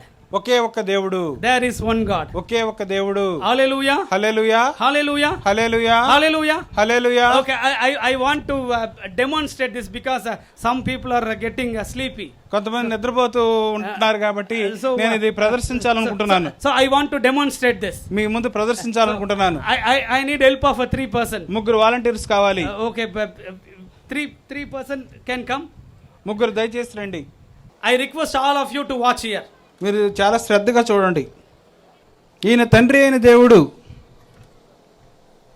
He is the second person of Trinity, Jesus Christ the Son of God. ఈయన త్రిత్వంలో రెండో వ్యక్తి యేసుక్రీస్తు అనే దేవుడు. So he is the Holy Spirit, the helper God. ఈయన పరిశుద్ధాత్ముడైన మన సహకారి అయిన దేవుడు. Hallelujah. Hallelujah. You have to follow this carefully. మీరు జాగ్రత్తగా గమనించండి. Father God, తండ్రి అయిన దేవుడు, then Jesus the Son of God, యేసు కుమారుడైన దేవుణ్ణి, and the Holy Spirit God. పరిశుద్ధాత్మ దేవుణ్ణి. Father is not son. తండ్రి కుమారుడు కాదు. Father is not son. తండ్రి కుమారుడు కాదు. Son is not the Holy Spirit. కుమారుడు పరిశుద్ధాత్ముడు కాదు. And Holy Spirit is not Father. పరిశుద్ధాత్ముడు తండ్రి కాదు. Amen. God is three persons. దేవుడు ముగ్గురు వ్యక్తులై ఉన్నాడు. Father God, తండ్రి అయిన దేవుడు, Son Jesus is God, కుమారుడైన యేసు దేవుడు, and Holy Spirit is God. పరిశుద్ధాత్మ దేవుడు. Now, ఇప్పుడు each person is fully God. ప్రతి ఒక్కరూ పూర్తిగా దైవ స్వరూపమై ఉన్నారు. And the third statement, if you see, మూడవ స్టేట్మెంట్ మనం చూసాం. there is one God. ఒకే ఒక్క దేవుడు. There is one God. ఒకే ఒక్క దేవుడు. So if you see from there, మీరు అక్కడి నుంచి చూస్తే, if you see మీరు నెట్ట నిలువుగా చూస్తే తల వంచకుండా Father, తండ్రి, Son, కుమారుడు, Holy Spirit. పరిశుద్ధాత్ముడు. So if you see from there, you can see only one. మీరు దూరం నుంచి చూస్తున్నప్పుడు ఒక్కళ్ళగానే కనబడతారు కదా. So in his nature, ఆయన స్వభావంలో there is one God. ఒకే ఒక్క దేవుడుగా, ఒకే స్వభావంగా ఉన్నాడు ఆయన. Hallelujah. Hallelujah, Hallelujah. Hallelujah. We need to understand this, దీన్ని మనం అర్థం చేసుకోవాలి. because it is the God's revelation, and with our chicken brain we cannot understand everything. దేవుని ప్రత్యక్షతను మన కోడి మెదడుతో అర్థం చేసుకోలేం. This Trinity doctrine was partially revealed in the Old Testament, ఈ త్రిత్వ సిద్ధాంతం పాక్షికంగా పాత నిబంధనలో వెల్లడి చేయబడింది. but gradually God has revealed this doctrine of Trinity in the New Testament. ఈ త్రిత్వ సిద్ధాంతాన్ని క్రమక్రమంగా దేవుడు నూతన నిబంధనలో మనకు వెల్లడి చేశాడు. And most of the denomination fails in understanding this Trinitarian doctrine, and they are teaching their own doctrines. చాలా సంఘాలు, చాలా సహవాసాలు ఈ త్రిత్వ సిద్ధాంతాన్ని అర్థం చేసుకోలేక వారి సొంత సిద్ధాంతాలు బోధిస్తున్నారు. Okay, some people are seeing only the Father God. కొంతమంది కేవలం తండ్రి అయిన దేవుని ఆరాధిస్తారు. We don't believe Jesus and we don't believe Holy Spirit. యేసు ప్రభు మాకు వద్దు, పరిశుద్ధాత్ముడు మాకు తెలియదు. For us it is Father God. తండ్రి ఉంటే చాలు. And they become Jehovah Witness. వాళ్ళు యెహోవా సాక్షులు అయిపోతున్నారు. All over world it is there. ప్రపంచమంతా యెహోవా సాక్షులు ఉన్నారు. All over world it is there. ప్రపంచమంతా వ్యాపించి ఉన్నారు. Misunderstanding the doctrine leads to a false doctrine. సిద్ధాంతాన్ని అర్థం చేసుకోవటంలో పొరపాటు అనేది తప్పు సిద్ధాంతం అవుతుంది. Okay, some people, కొంతమంది okay, they will see only Jesus Christ. వాళ్ళకి యేసు ప్రభువే కనబడతారు. They will not see both Father and Holy Spirit. ఆ యొక్క పరిశుద్ధాత్మ దేవుని, కుమారుడైన This is తండ్రి అయిన దేవుని వాళ్ళు చూడరు. only Jesus. ఓ కేవలం యేసే, Only Jesus. We want only Jesus. మాకు యేసు ఒక్కడే చాలు. The Father, Holy Spirit, we are not worrying. తండ్రి పరిశుద్ధాత్మ దేవుని గురించి మాకు చింత లేదు. And they become Jesus only or only Jesus. వారు ఒక్కడే యేసు సిద్ధాంతం, Another doctrine. మరొక సిద్ధాంతం. Then some people, కొంతమంది okay, we will not worry about Father. మాకు తండ్రితో చింత లేదు, We will not worry about Jesus. కుమారుడైన యేసు ప్రభుతో మాకు అవసరం లేదు. Now only Holy Spirit is residing. యేసు పరిశుద్ధాత్మ దేవుడే మన మధ్య నివసిస్తున్నాడు. So we want only Holy Spirit. మాకు పరిశుద్ధాత్మ దేవుడు ఒక్కడే చాలు. Always praise the Lord, hallelujah, praise the Lord, hallelujah, praise the Lord, hallelujah, only Holy Spirit. ఎల్లప్పుడు హల్లెలూయా హల్లెలూయా ప్రైజ్ లాడే. No ministry, ఏం పరిచర్య లేదు, no social concern, ఇతరుల గురించి పట్టించుకోవటం లేదు, nothing.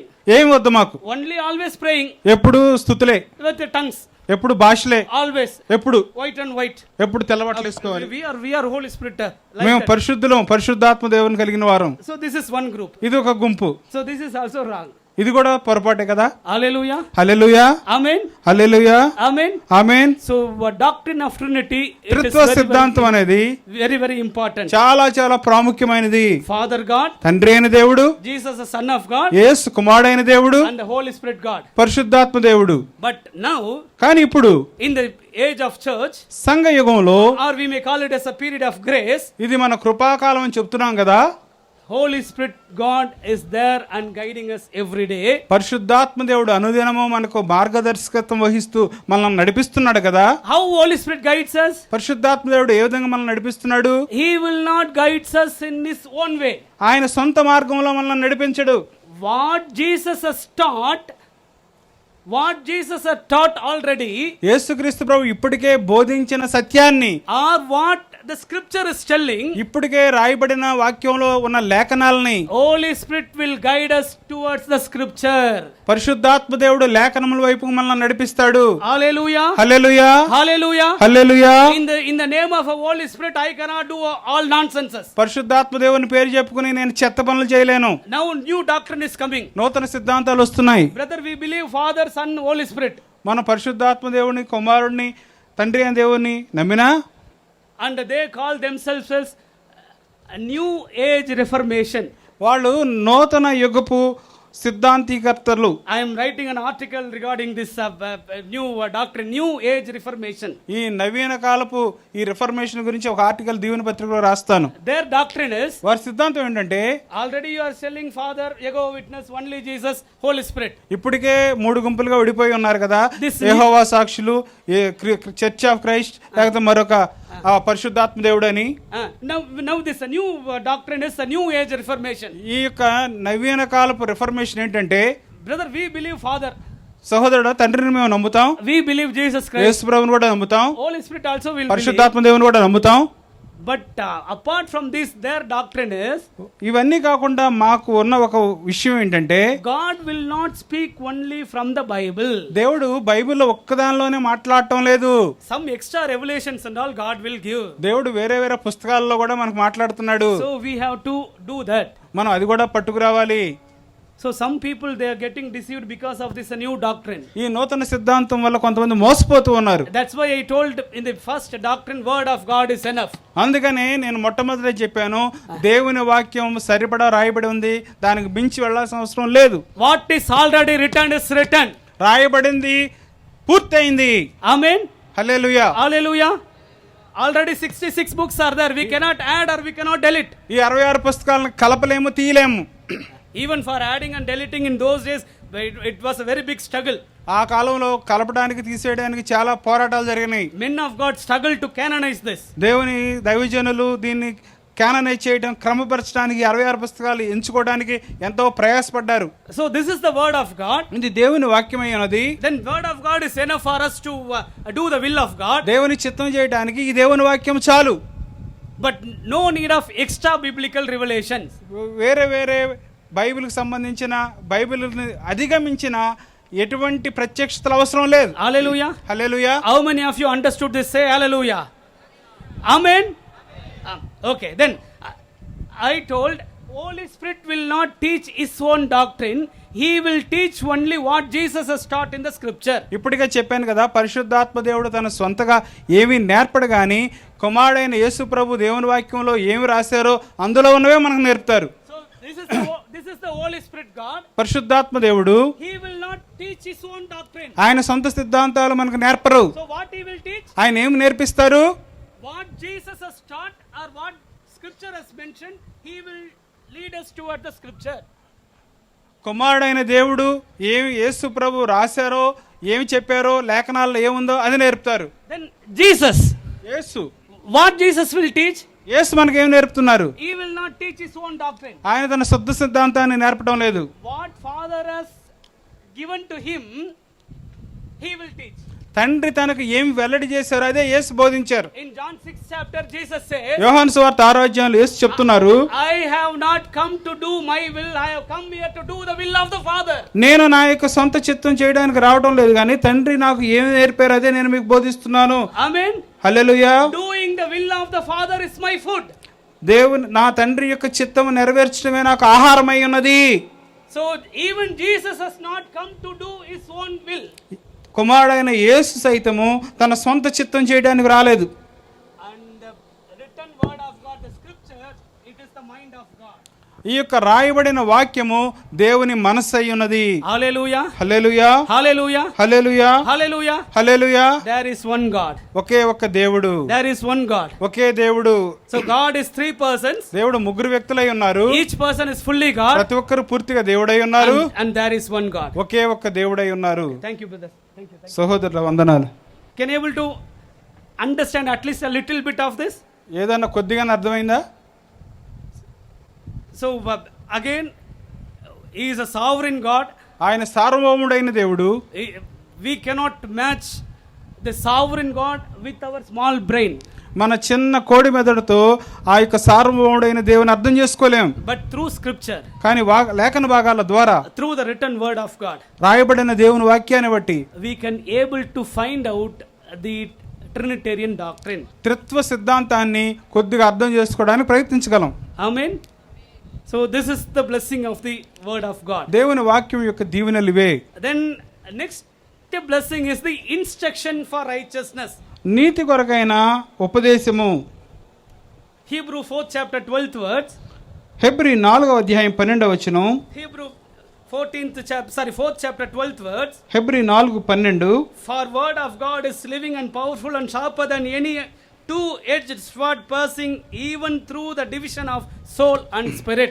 ఎందుకనగా దేవుని వాక్యం సజీవమైనదై బలము గలదై రెండంచులు గల ఎటువంటి ఖడ్గము కంటేను వాడిగా ఉండి ప్రాణాత్మలను కీళ్లను మూలుగను విభజించినంత మట్టుకు దూరుచు హృదయం యొక్క తలంపులను ఆలోచనలను శోధించుచున్నది.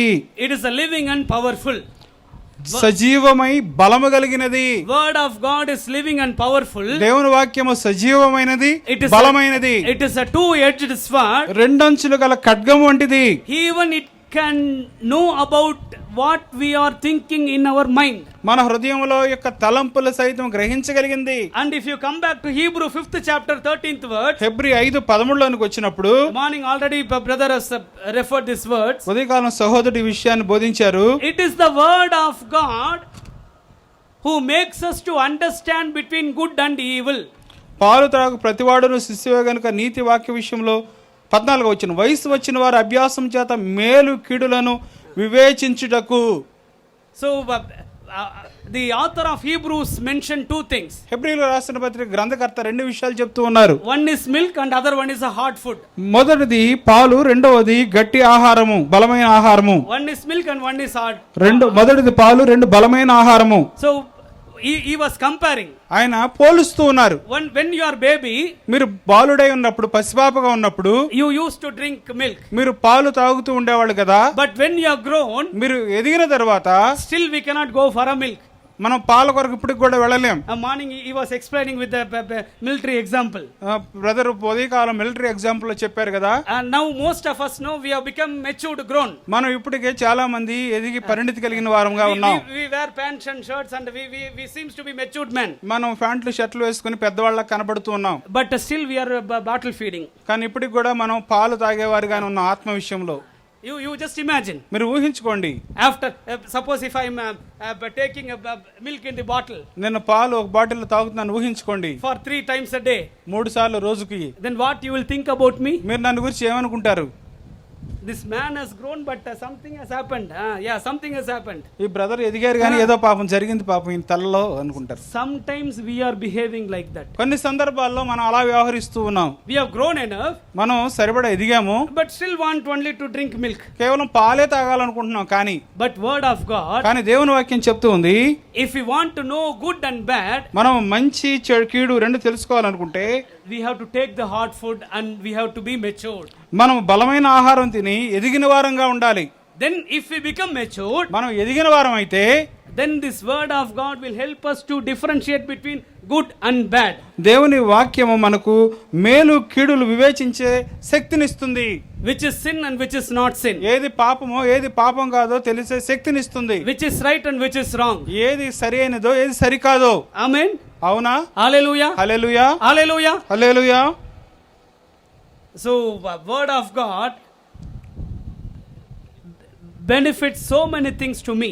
దేవుని వాక్యము అనేక విషయాల్లో నాకు సహాయం చేసింది. It helps to understand the doctrine. సిద్ధాంతాలు అర్థం చేసుకోవడానికి సహాయపడుతుంది. And whenever I go wrong, it gives instructions to me to follow right. ఎప్పుడైనా పొరపాటు దారిలో వెళుతున్నప్పుడు మేలైన దారిలోకి నన్ను నడిపిస్తుంది. And whenever I fall, it helps to correct myself. ఎప్పుడైనా పడినప్పుడు నన్ను సరిచేయడానికి క్రమపరుస్తుంది. So this is the blessings of the word of God. దేవుని వాక్యం యొక్క దీవెనలు ఇవన్నీ. So what is Bible? Bible అంటే ఏమిటి? Then second one what we read? Background of the Bible. Bible యొక్క background. Then third one, blessings of the Bible. Bible యొక్క దీవెనలు. Then now we'll move on to the fourth one. 4వ అంశంలోకి వెళ్దాం. Scripture in the life of the Jesus Christ. యేసుక్రీస్తు ప్రభు జీవితంలో లేఖనాలు. Morning we have studied how Jesus Christ's life was fully covered with prayer. ఉదయకాలం యేసుక్రీస్తు ప్రభు యొక్క జీవితం ఏ విధంగా ప్రార్థనతో నింపబడిందో ధ్యానించాం. Now we will meditate few things how the life of Jesus Christ was dependent on the scripture. యేసుక్రీస్తు ప్రభు యొక్క జీవితం లేఖనాల మీద ఎలా ఆధారపడిందో అది కూడా చూద్దాం. In the beginning was the word. ఆదియందు వాక్యం ఉండెను. The word was with God. వాక్యము దేవుని యొద్ద ఉండెను. And the word was God. వాక్యము దేవుడై ఉండెను. So Jesus Christ was God himself. యేసుక్రీస్తు ప్రభు తానే దేవుడై ఉన్నారు. And he is the word of God because Bible says he came down in flesh and dwelt among us. ఆయనే దేవుని యొక్క వాక్యమై ఉన్నారు. ఆయన శరీరధారి అయి భూమి మీద నివసించారని దేవుని వాక్యం చెప్తూ ఉంది. So when he came down into this world in fleshly way, ఆయన శరీరధారి అయి ఈ భూమి మీదకి వచ్చినప్పుడు he fully dependent on the scripture. ఆయన పూర్తిగా లేఖనాల మీద ఆధారపడ్డారు. He need not to follow the scripture, but he has followed or he has depended on the scripture. ఆయన లేఖనాల మీద ఆధారపడవలసిన అవసరం లేదు, కానీ ఆయన లేఖనాల మీద ఆధారపడి లేఖనాన్ని అనుసరించి నడిచారు. So turn back to Luke 24th chapter. లూకాసు వార్త 24వ అధ్యాయం. After the resurrection, పునరుద్ధానుడైన తరువాత 2 disciples were going towards Emmaus, the ఇద్దరు village. శిష్యులు ఎమ్మాయి గ్రామం వెళుతూ ఉన్నారు. And Jesus Christ after resurrection he joins along with them. యేసుక్రీస్తు ప్రభు పునరుద్ధానుడై వారితో పాటు నడుస్తూ వెళుతూ ఉన్నారు. And if you read the 27th verse, 27వ వచనం మీరు చదివితే, and beginning at Moses and all the prophets, he expounded to them all the scriptures, the things concerning himself. మోషేయు సమస్త ప్రవక్తలను మొదలుకొని లేఖనములన్నిటిలో తన్ను గూర్చిన వచనముల భావము వారికి తెలిపెను. Hallelujah. Hallelujah. Right from the first page to last page it is about Jesus Christ. బైబిల్లో ఉన్న మొదటి పేజీ నుండి చివరి పేజీ వరకు యేసు ప్రభువును గురించే. If you sum and substance these 62 books, 66 books in one word, 66 పుస్తకాలను క్లుప్తీకరించి ఒక్క వాక్యంలో ఒక్క పదంలో చెప్పాలంటే Jesus Christ. Yesu Prabhu. Hallelujah. Hallelujah. Hallelujah. Hallelujah. All the 39 books of Old Testament tells about Jesus Christ. పాత నిబంధనలో ఉన్న 39 పుస్తకాలు కూడా యేసు ప్రభువుని గురించి తెలియజేస్తూ ఉన్నాయి. And all the New Testament 27 books of New Testament tells about Jesus Christ. నూతన నిబంధనలో 27 పుస్తకాలు కూడా యేసు ప్రభువుని గురించి తెలియజేస్తూ ఉన్నాయి. In majority of the Old Testament 39 books it was revealed about the first advent of the Jesus Christ. పాత నిబంధనలో ఉన్న 39 గ్రంథాల్లో ఎక్కువ భాగం యేసు ప్రభు యొక్క మొదటి రాకడను గురించి తెలియజేస్తూ ఉన్నాయి. And the maximum in all the 27 books it was revealed that the his second advent of Christ నూతన into this నిబంధనలో world. ఉన్న 27 గ్రంథాలు యేసు ప్రభు రెండవ రాకడ గురించి తెలియజేస్తూ ఉన్నాయి. Amen.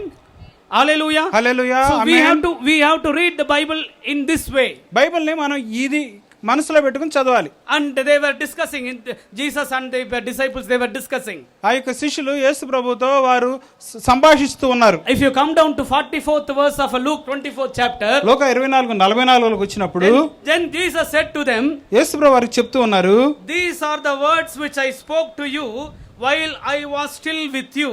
మోషే ధర్మశాస్త్రంలోను ప్రవక్తల గ్రంథంలోను కీర్తనల్లోను నన్ను గురించి రాయబడినవని నెరవేరినవని నేను మీ యొద్ద ఉండినప్పుడు మీతో చెప్పిన మాటలు నెరవేరినవని వారితో చెప్పెను. Hallelujah. Hallelujah. He is using 3 important terms there, యేసు ప్రభు 3 ప్రాముఖ్యమైన విషయాలను వారి ముందు చెప్పారు. which was written in the law of Moses, మోషే ధర్మశాస్త్రంలో రాయబడినవి, and the prophets, ప్రవక్తల గ్రంథంలో రాయబడినవి, and the psalms concerning me. కీర్తనల్లో నన్ను గురించి రాయబడినవి. Hallelujah. Hallelujah. Okay, all of you, are you with me?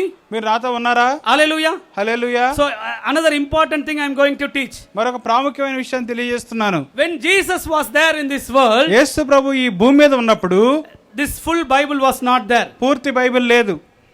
Then what Bible Jesus has used? యేసు ప్రభువుకు ఉన్న Bible ఏమిటి?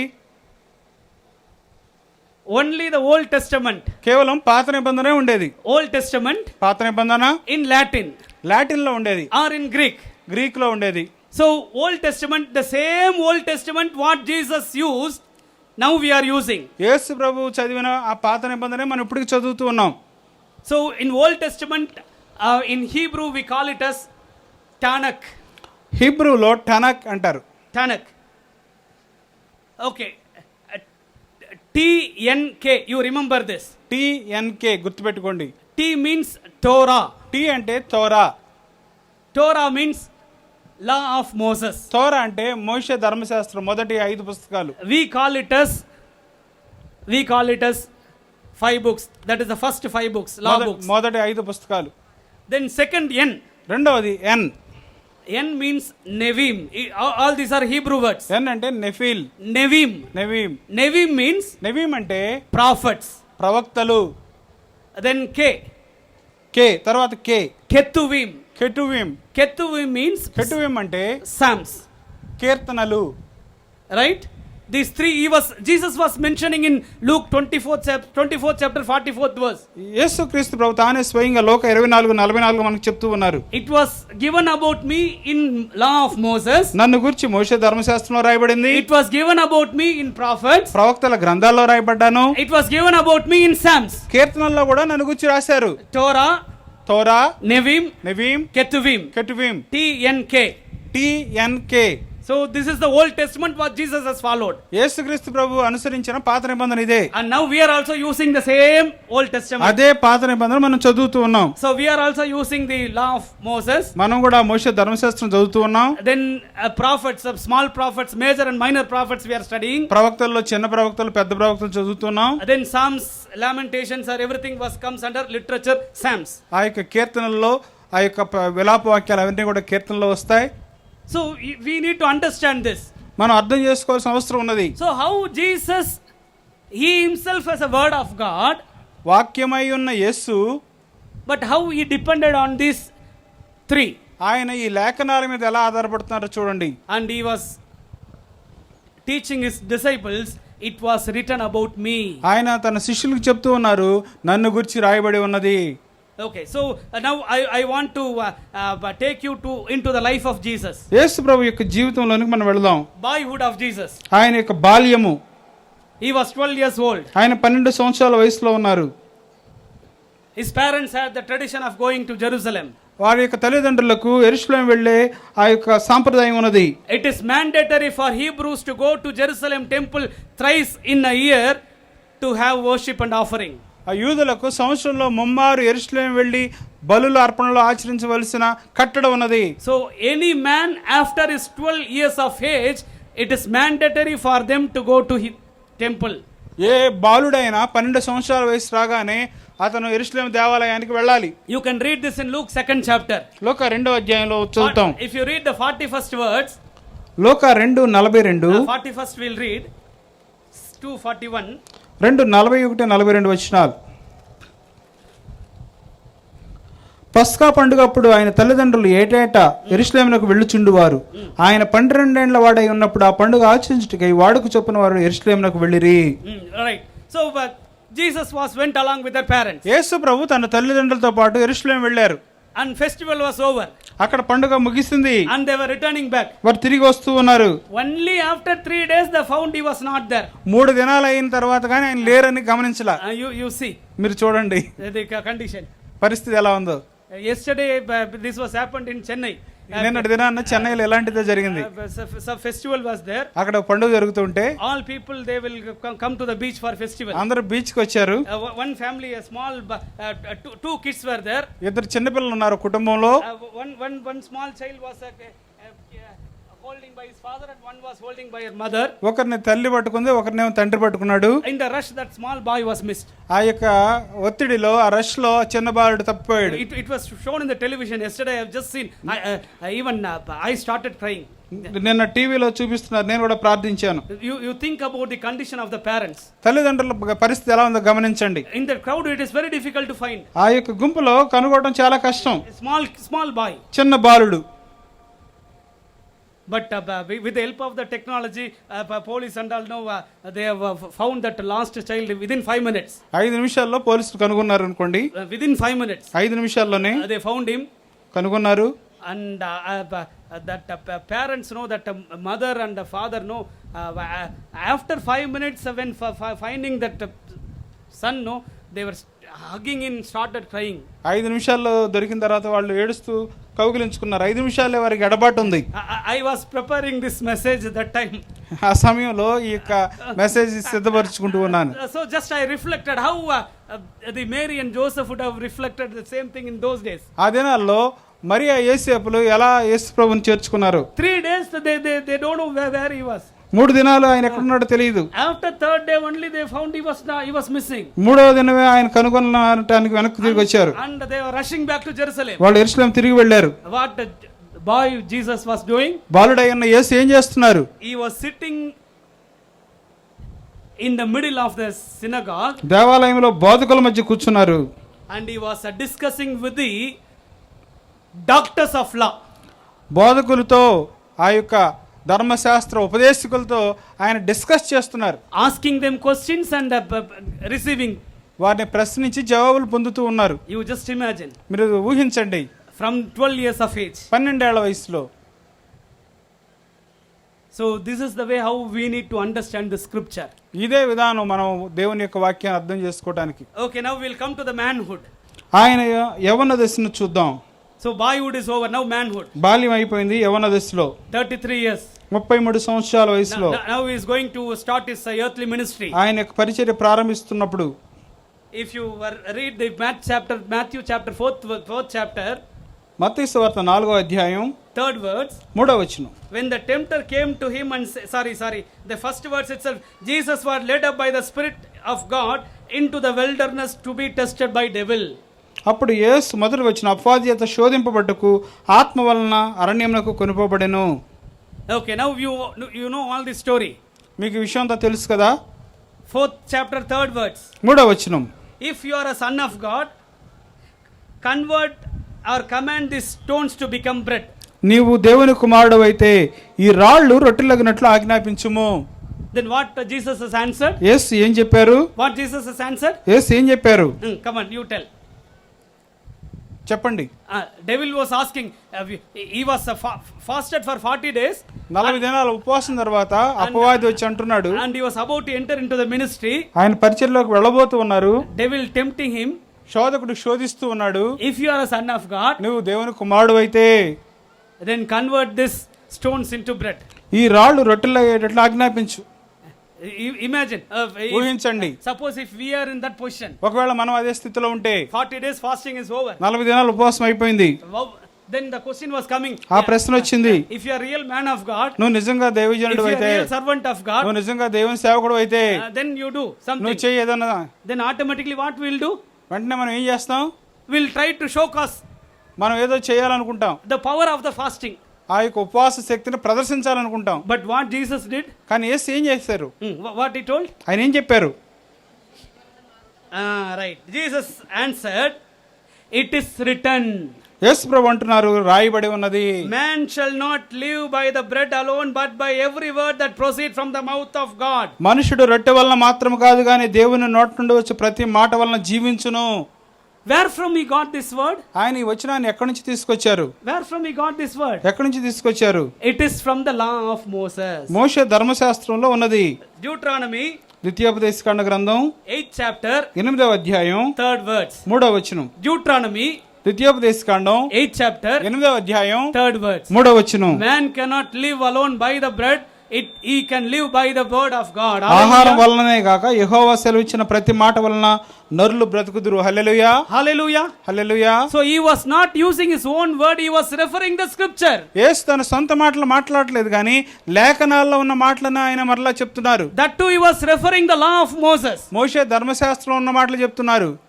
Okay, then second temptation. రెండవ శోధన. Then devil took him to the holy city, and from the pinnacle he told, you just jump from here. దేవాలయ శిఖరమున ఆయన నిలువబెట్టి 6వ వచనం, నువ్వు దేవుని కుమారుడు అయితే క్రిందకు దుముకుము. ఆయన నిన్ను గురించి తన దూతలకు ఆజ్ఞాపించును, నీ పాదం ఎప్పుడైనాను రాతికి తగలకుండా వారు నిన్ను చేతులతో ఎత్తుకొందురు అని రాయబడి ఉన్నదని ఆయనతో చెప్పాను.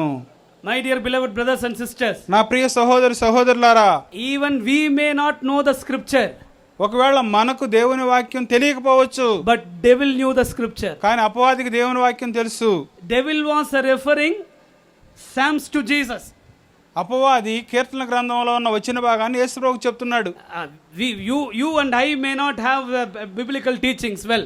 నీకు నాకు ఆ యొక్క దేవుని వాక్యపు సందేశాలు బాగా వినకపోవచ్చు. He knew theology and all. అతనికి థియాలజీ బాగా తెలుసు. What he is telling? అతను ఏం చెప్తున్నాడు? You jump from the pinnacle. శిఖరం నుంచి దూకు. Then if you jump, no, then angels will come and hold you. నువ్వు దూకితే దూతలు వస్తాయి నీ పాదాలు రాతికి తగలకుండా. From where he is referring, devil is referring? అపవాది ఎక్కడి నుంచి రిఫరెన్స్ తీసుకున్నాడు? Psalms 91. Keerthana 91. 91:11, it is there. 91:11లో So devil was referring. అపవాది కూడా ఆ యొక్క బైబిల్లో నుంచి రెఫరెన్స్ తీస్తున్నాడు. But again Jesus was telling, తర్వాత యేసుప్రభు అంటూ ఉన్నారు 4:7 if you read, 4:7లో it is written again, you shall not tempt your God. ప్రభు అయిన నీ దేవుని నీవు శోధింపవలదని మరొక చోట రాయబడి ఉన్నది. Again from where he was quoting this? యేసుప్రభు మరలా ఎక్కడి నుంచి ఆయన చూపిస్తున్నారు? Again from the law of Moses. మరలా మోషే ధర్మశాస్త్రం నుండి. Deuteronomy 6 chapter 16th verse he was referring. ద్వితీయోపదేశకాండ గ్రంథం 6:16లో రాయబడి ఉన్న మాట యేసుప్రభు చెప్తూ ఉన్నారు. Deuteronomy 6 chapter 16th verse. 6:16. Then again third time devil was tempting him. మూడోసారి అపవాది మరలా శోధిస్తున్నాడు. Again Jesus was referring to the scripture. మరలా యేసుప్రభు దేవుని వాక్యాన్ని ఆయన కోట్ చేస్తున్నారు. Away with you Satan. సాతానా వెనుకకు పొమ్ము. It is written, ఇలా రాయబడి ఉన్నది, you shall worship the Lord your God and him only you shall serve. ప్రభు అయిన నీ దేవునికి మొక్కి ఆయనను మాత్రమే సేవింపవలెను. Again Jesus was referring the law of Moses. మరలా యేసుప్రభు ధర్మశాస్త్రాన్ని కోట్ చేస్తున్నారు. Deuteronomy 6 chapter 13th verse. ద్వితీయోపదేశకాండం 6:13లో. So you see, మీరు చూడండి, when he was about to start the ministry, యేసుప్రభు పరిచర్య ప్రారంభించడానికి ముందు he was thoroughly equipped with the law of Moses. మోషే ధర్మశాస్త్రంతో ఆయన పూర్తిగా నింపుకున్నారు. Amen. Hallelujah. Hallelujah. So that means he was filled with the scripture. అంటే ప్రభు లేఖనములతో నిండిపోయారు. Now in his earthly ministry has started. ఆయన పరిచర్య కొనసాగుతూ ఉన్నది. Okay, first I told law of Moses, Torah. మొట్టమొదటి తోరా దేవుని ధర్మశాస్త్రం. Then now we will come to the prophets. తర్వాత ప్రవక్తల గ్రంథాలు. Luke 4th chapter. లూకాసు వార్త 4వ అధ్యాయం. Jesus was coming to his own native village. యేసు ప్రభు తన స్వగ్రామానికి వచ్చారు. So as usual a book was given to him. ఆయన ఎదురుగా ఒక గ్రంథం తెరవబడి వచ్చింది. Then he opened it. ఆయన దాన్ని తెరిచారు. And he started reading it. ఆయన చదవటం మొదలు పెట్టారు. 4th chapter 16th verse. 4:16 వచనంలో Jesus came to Nazareth and he started and opening the scroll which was given to him. It was the book of Isaiah which was handed over to him. So it is written that the Spirit of God is upon me. We can read that verse. ప్రవక్త అయిన యెషయా గ్రంథం ఆయన చేతికి ఇవ్వబడెను. ఆయన గ్రంథం విప్పగా ప్రభువు ఆత్మ నా మీద ఉన్నది, బేదలకు సువార్త ప్రకటించగా ఆయన నన్ను అభిషేకించెను, చెరలోనున్న వారికి విడుదలను, గ్రుడ్డి వారికి చూపును కలుగునని ప్రకటించుటకును, నలిగిన వారిని విడిపించుటకును, ప్రభువు హితవస్త్రము ప్రకటించుటకును ఆయన నన్ను పంపి ఉన్నాడని రాయబడిన చోట ఆయనకు దొరికెను. So after he read those verses, ఆయన ఈ వచ్చిన భాగాలు చదివిన తరువాత he closed the book and gave it to the attender. ఆయన గ్రంథము చుట్టి పరిచారకునికి ఇచ్చారు. And he began to say below verse it says like that. ఆ తర్వాత వచ్చిన భాగంలో ఆయన అంటూ ఉన్నారు, He began to say to them, వారితో ఇలా అంటున్నారు, today the scripture is fulfilled in your hearing. నేడు మీ వినికిడిలో ఈ లేఖనము నెరవేరినది. Hallelujah. Hallelujah. Hallelujah. Hallelujah. So what portion Jesus was reading? యేసు ప్రభు ఏం చదివారు? He was reading the book of Isaiah from prophets. యెషయా గ్రంథాన్ని చదివారు. ప్రవక్తల గ్రంథాల్లో ఉన్న యెషయా గ్రంథాన్ని ప్రభు చదివారు. The same words was given there in Isaiah 61st chapter. యెషయా గ్రంథం 61వ వచనంలో ఇదే వచనం ఉన్నది. 61st chapter first and second words. 61, 1, 2 వచనాలు It was given there. అక్కడ రాయబడి ఉన్నది. Then later on, ఆ తర్వాత okay, he was coming to the temple. ఆయన దేవాలయానికి వచ్చారు. And people started selling everything on the temple. ఆ దేవాలయంలో ప్రజలు సమస్తం అమ్ముకుంటూ ఉన్నారు. He got angry. ఆయన కోపం వచ్చింది. And he got a whip in his hand. ఆయన చేతిలో కొరడా తీసుకున్నారు. And he drove out all the people who sold the doves and other things. పావురాలు అమ్మేవారిని, ఆ యొక్క గొవ్వలు మార్చేవారిని, ఆ నాణ్యాలు ఆయన కొట్టారు ఆ కొరడాతో. In Matthew 21st chapter you can read this. మత్తయి సువార్త 21వ అధ్యాయంలో చూస్తాం మనం. Matthew 21st chapter 13th verse if you read. మత్తయి 21:13 వచనంలో చూస్తాం. It is written, my house shall be called as house of prayer, but you have made it den of thieves. నా మందిరము ప్రార్థనా మందిరం అనబడునని రాయబడి ఉన్నది, అయితే మీరు దాన్ని దొంగల గుహగా చేసేటి వారేనను. Where from he got these words? ఆయన ఈ వచనాన్ని ఎక్కడ తీసుకున్నారు? It was given there in the book of prophets. ప్రవక్తల గ్రంథాల్లో రాయబడి ఉన్నది. Isaiah 56 chapter 7th verse it says. యెషయా 56:17లో రాయబడి ఉంది. And Jeremiah 7th chapter 11th verse it says. ఇర్మియా 7:11లో కూడా రాయబడి ఉన్నది. Jesus was referring the words which were spoken by the prophets Isaiah and Jeremiah. యెషయా ఇర్మియా ప్రవక్తల ద్వారా ప్రవచింపబడిన ఆ ప్రవచనాలను యేసు ప్రభు మరలా చెప్తూ ఉన్నారు. In childhood he depended on the scriptures. బాల్యములో ఆయన లేఖనముల మీద ఆధారపడ్డారు. In manhood before starting the ministry he is filled with the scriptures. యవ్వన దశలో పరిచర్య ప్రారంభించే ముందు ఆయన దేవుని వాక్యం మీద ఆధారపడ్డారు. And during his ministry ఆయన పరిచర్యలో సైతం he was referring the scriptures from prophets. ఆ యొక్క ప్రవక్తలు మాట్లాడిన రాసిన లేఖనాలని ఆయన ఉటంకిస్తున్నారు. So Torah he is referring. ఆయన రిఫర్ చేశారు. And Nevim that is from prophets. ప్రవక్తల గ్రంథాల నుంచి కూడా ఆయన ఉటంకించారు. And the one missing is miss అయింది ఏమిటి? Psalms, కీర్తనలు, Ketuvim. Now he is on the cross. ఆ యొక్క శిలువ మీద మనం చూస్తాం. Matthew 27th chapter మత్తయి సువార్త 27వ అధ్యాయం 46 verse. 46వ వచనం. Jesus cried out యేసు ప్రభు అంటున్నారు with a loud voice saying, Eli Eli lama sabachthani, that is my Lord my God, why you have forsaken me. ఇంచుమించు 3 గంటలప్పుడు యేసు ఏలి ఏలి లామా సమక్తాని అని బిగ్గరగా కేక వేసెను. ఆ మాటకు నా దేవా నన్ను ఎందుకు చేయి విడిచితివని అర్థము. He was using the prayer which was used by psalmist David. కీర్తనకారుడైన దావీదు చేసిన ప్రార్థనను యేసుప్రభు చేస్తున్నారు. The same prayer Jesus was using here. అదే ప్రార్థన యేసుప్రభు చేస్తున్నారు. It was given there in Psalms 22nd Psalm first words. 22వ కీర్తన మొదటి వచనం. My Lord my God, why you have forsaken me. నా దేవా నన్ను ఎందుకు చేయి విడిచితివి. And in the Luke 23rd chapter లూకా 23వ అధ్యాయంలో 46th verse 46వ వచనంలో, and when Jesus had cried out and with a loud voice he said, Father, into your hands I commit my spirit. అప్పుడు యేసు గొప్ప శబ్దంతో కేక వేసి, తండ్రి నీ చేతికి నా ఆత్మను అప్పగించుచున్నాను నేను. Where was he referring this? ఎక్కడి నుండి ఈ వచ్చిన భాగం వచ్చింది? Again it is from Psalm. ఇది కూడా కీర్తనల నుండి. Psalm 31st Psalm 5th verse, the same words. 31వ కీర్తన 5వ వచనం. 31st Psalm 5th words, David used the same prayer. దావీదు ఇదే ప్రార్థనను చేశాడు. Jesus was using the same prayer of David even from on the cross. నా ఆత్మను నీ చేతికి అప్పగించుచున్నాను, యెహోవా సత్యదేవా నన్ను విమోచించువాడవు నీవే. ఇదే ప్రార్థనను ప్రభువు ఆ యొక్క శిలువ మీద నుండి చేస్తూ ఉన్నారు. Hallelujah. Hallelujah. In the boyhood he was referring the scripture. బాల్యంలో ఆయన లేఖనాలను ఉటంకించారు. In the manhood he was referring the scripture. ఆయన యవ్వన దశలో ఆ యొక్క లేఖనాలు ఉటంకించారు. While doing ministry he was referring the scripture. పరిచర్యలో ఆయన లేఖన భాగాలను మాట్లాడారు. And from on the cross again he was referring the scripture. ఆయన శిలువ మీద నుండి సైతం లేఖనములే ఆయన మాట్లాడుతూ ఉన్నారు. From where he was referring? ఆయన ఎక్కడి నుంచి తీసుకున్నారు? From Torah, then Nevim and Ketuvim. Hallelujah. Law of Moses, మోషే ధర్మశాస్త్రం, prophets, ప్రవక్తలు and Psalms. మరియు కీర్తనలు. So even if Jesus Christ, when he came into the earth as a man, he was depending on the scriptures, then how we have to follow the scripture? యేసు తాను స్వయంగా మానవ రూపంలో వచ్చినప్పుడు సైతం ఆయన లేఖనాల మీద ఆధారపడినప్పుడు మనమంతా ఎక్కువగా లేఖనాల మీద ఆధారపడాలి. So this is the blessing of the scripture, or this is the way how Jesus has depended on the scriptures. ఈ విధంగా యేసు లేఖనముల మీద ఆధారపడ్డారు. హల్లెలూయా. New doctrines are coming.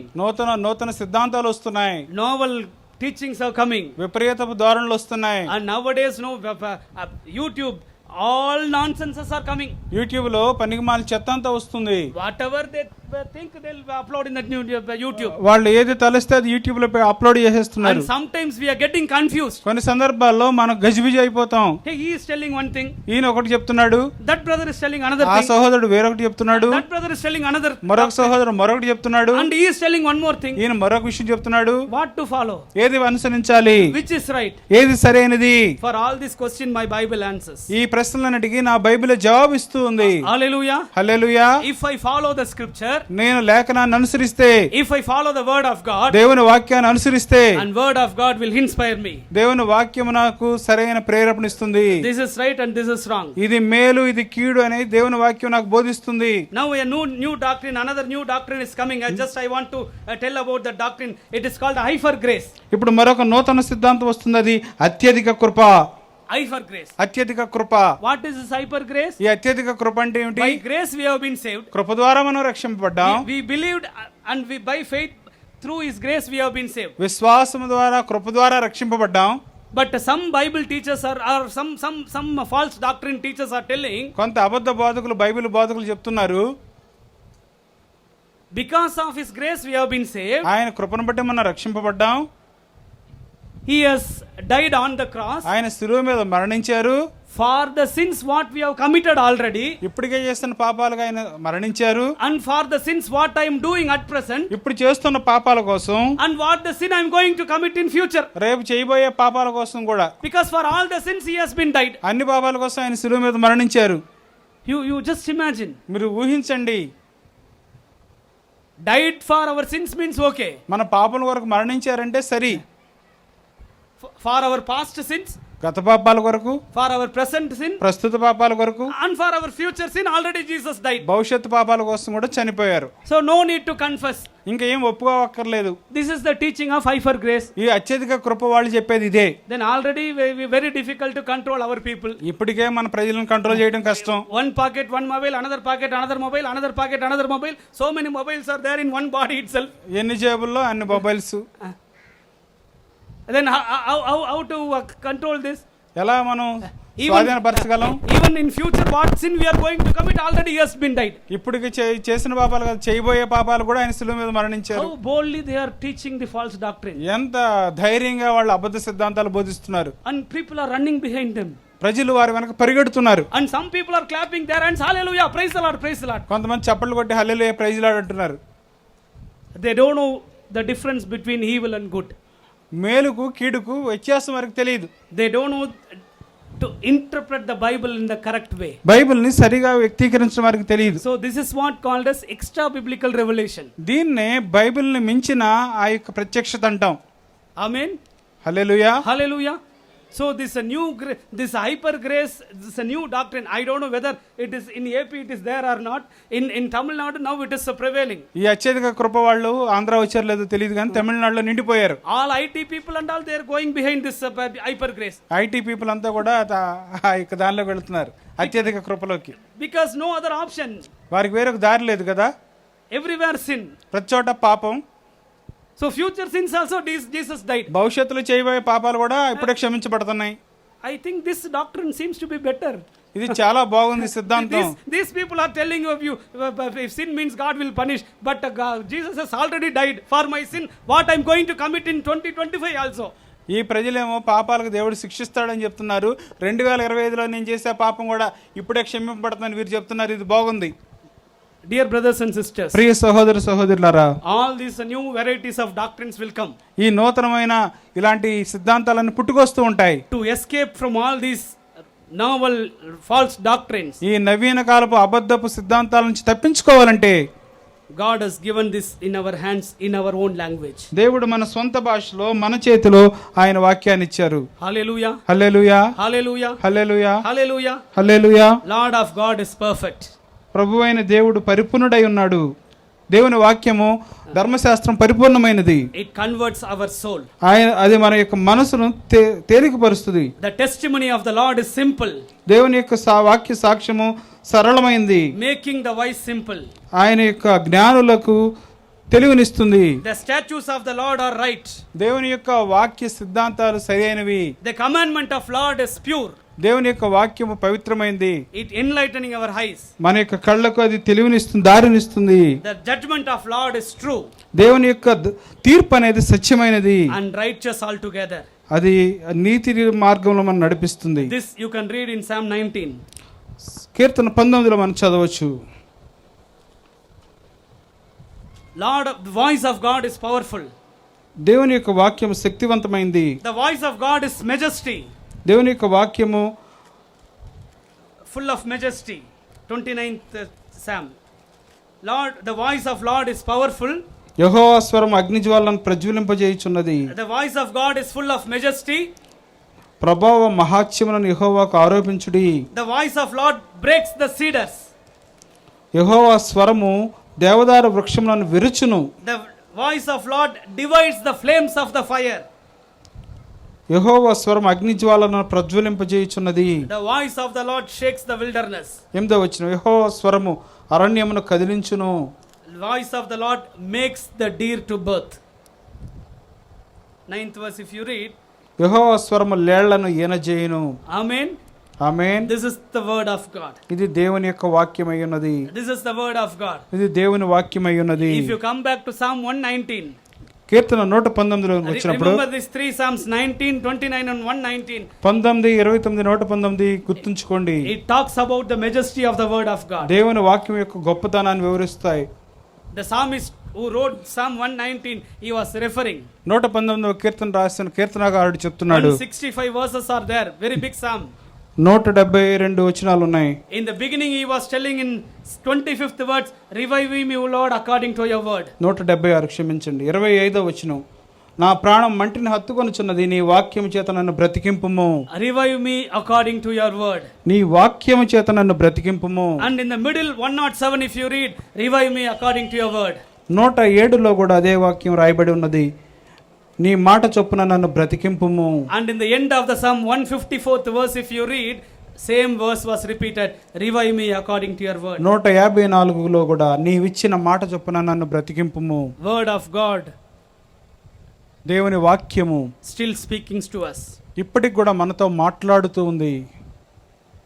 Shall we pray that, Lord, open my eyes that I may see the wonders from your word. నీ వాక్యము నుండి సత్యమును నేను గ్రహించినట్లు నా కళ్ళు తెరువు ప్రభు అని ప్రార్థిద్దామా?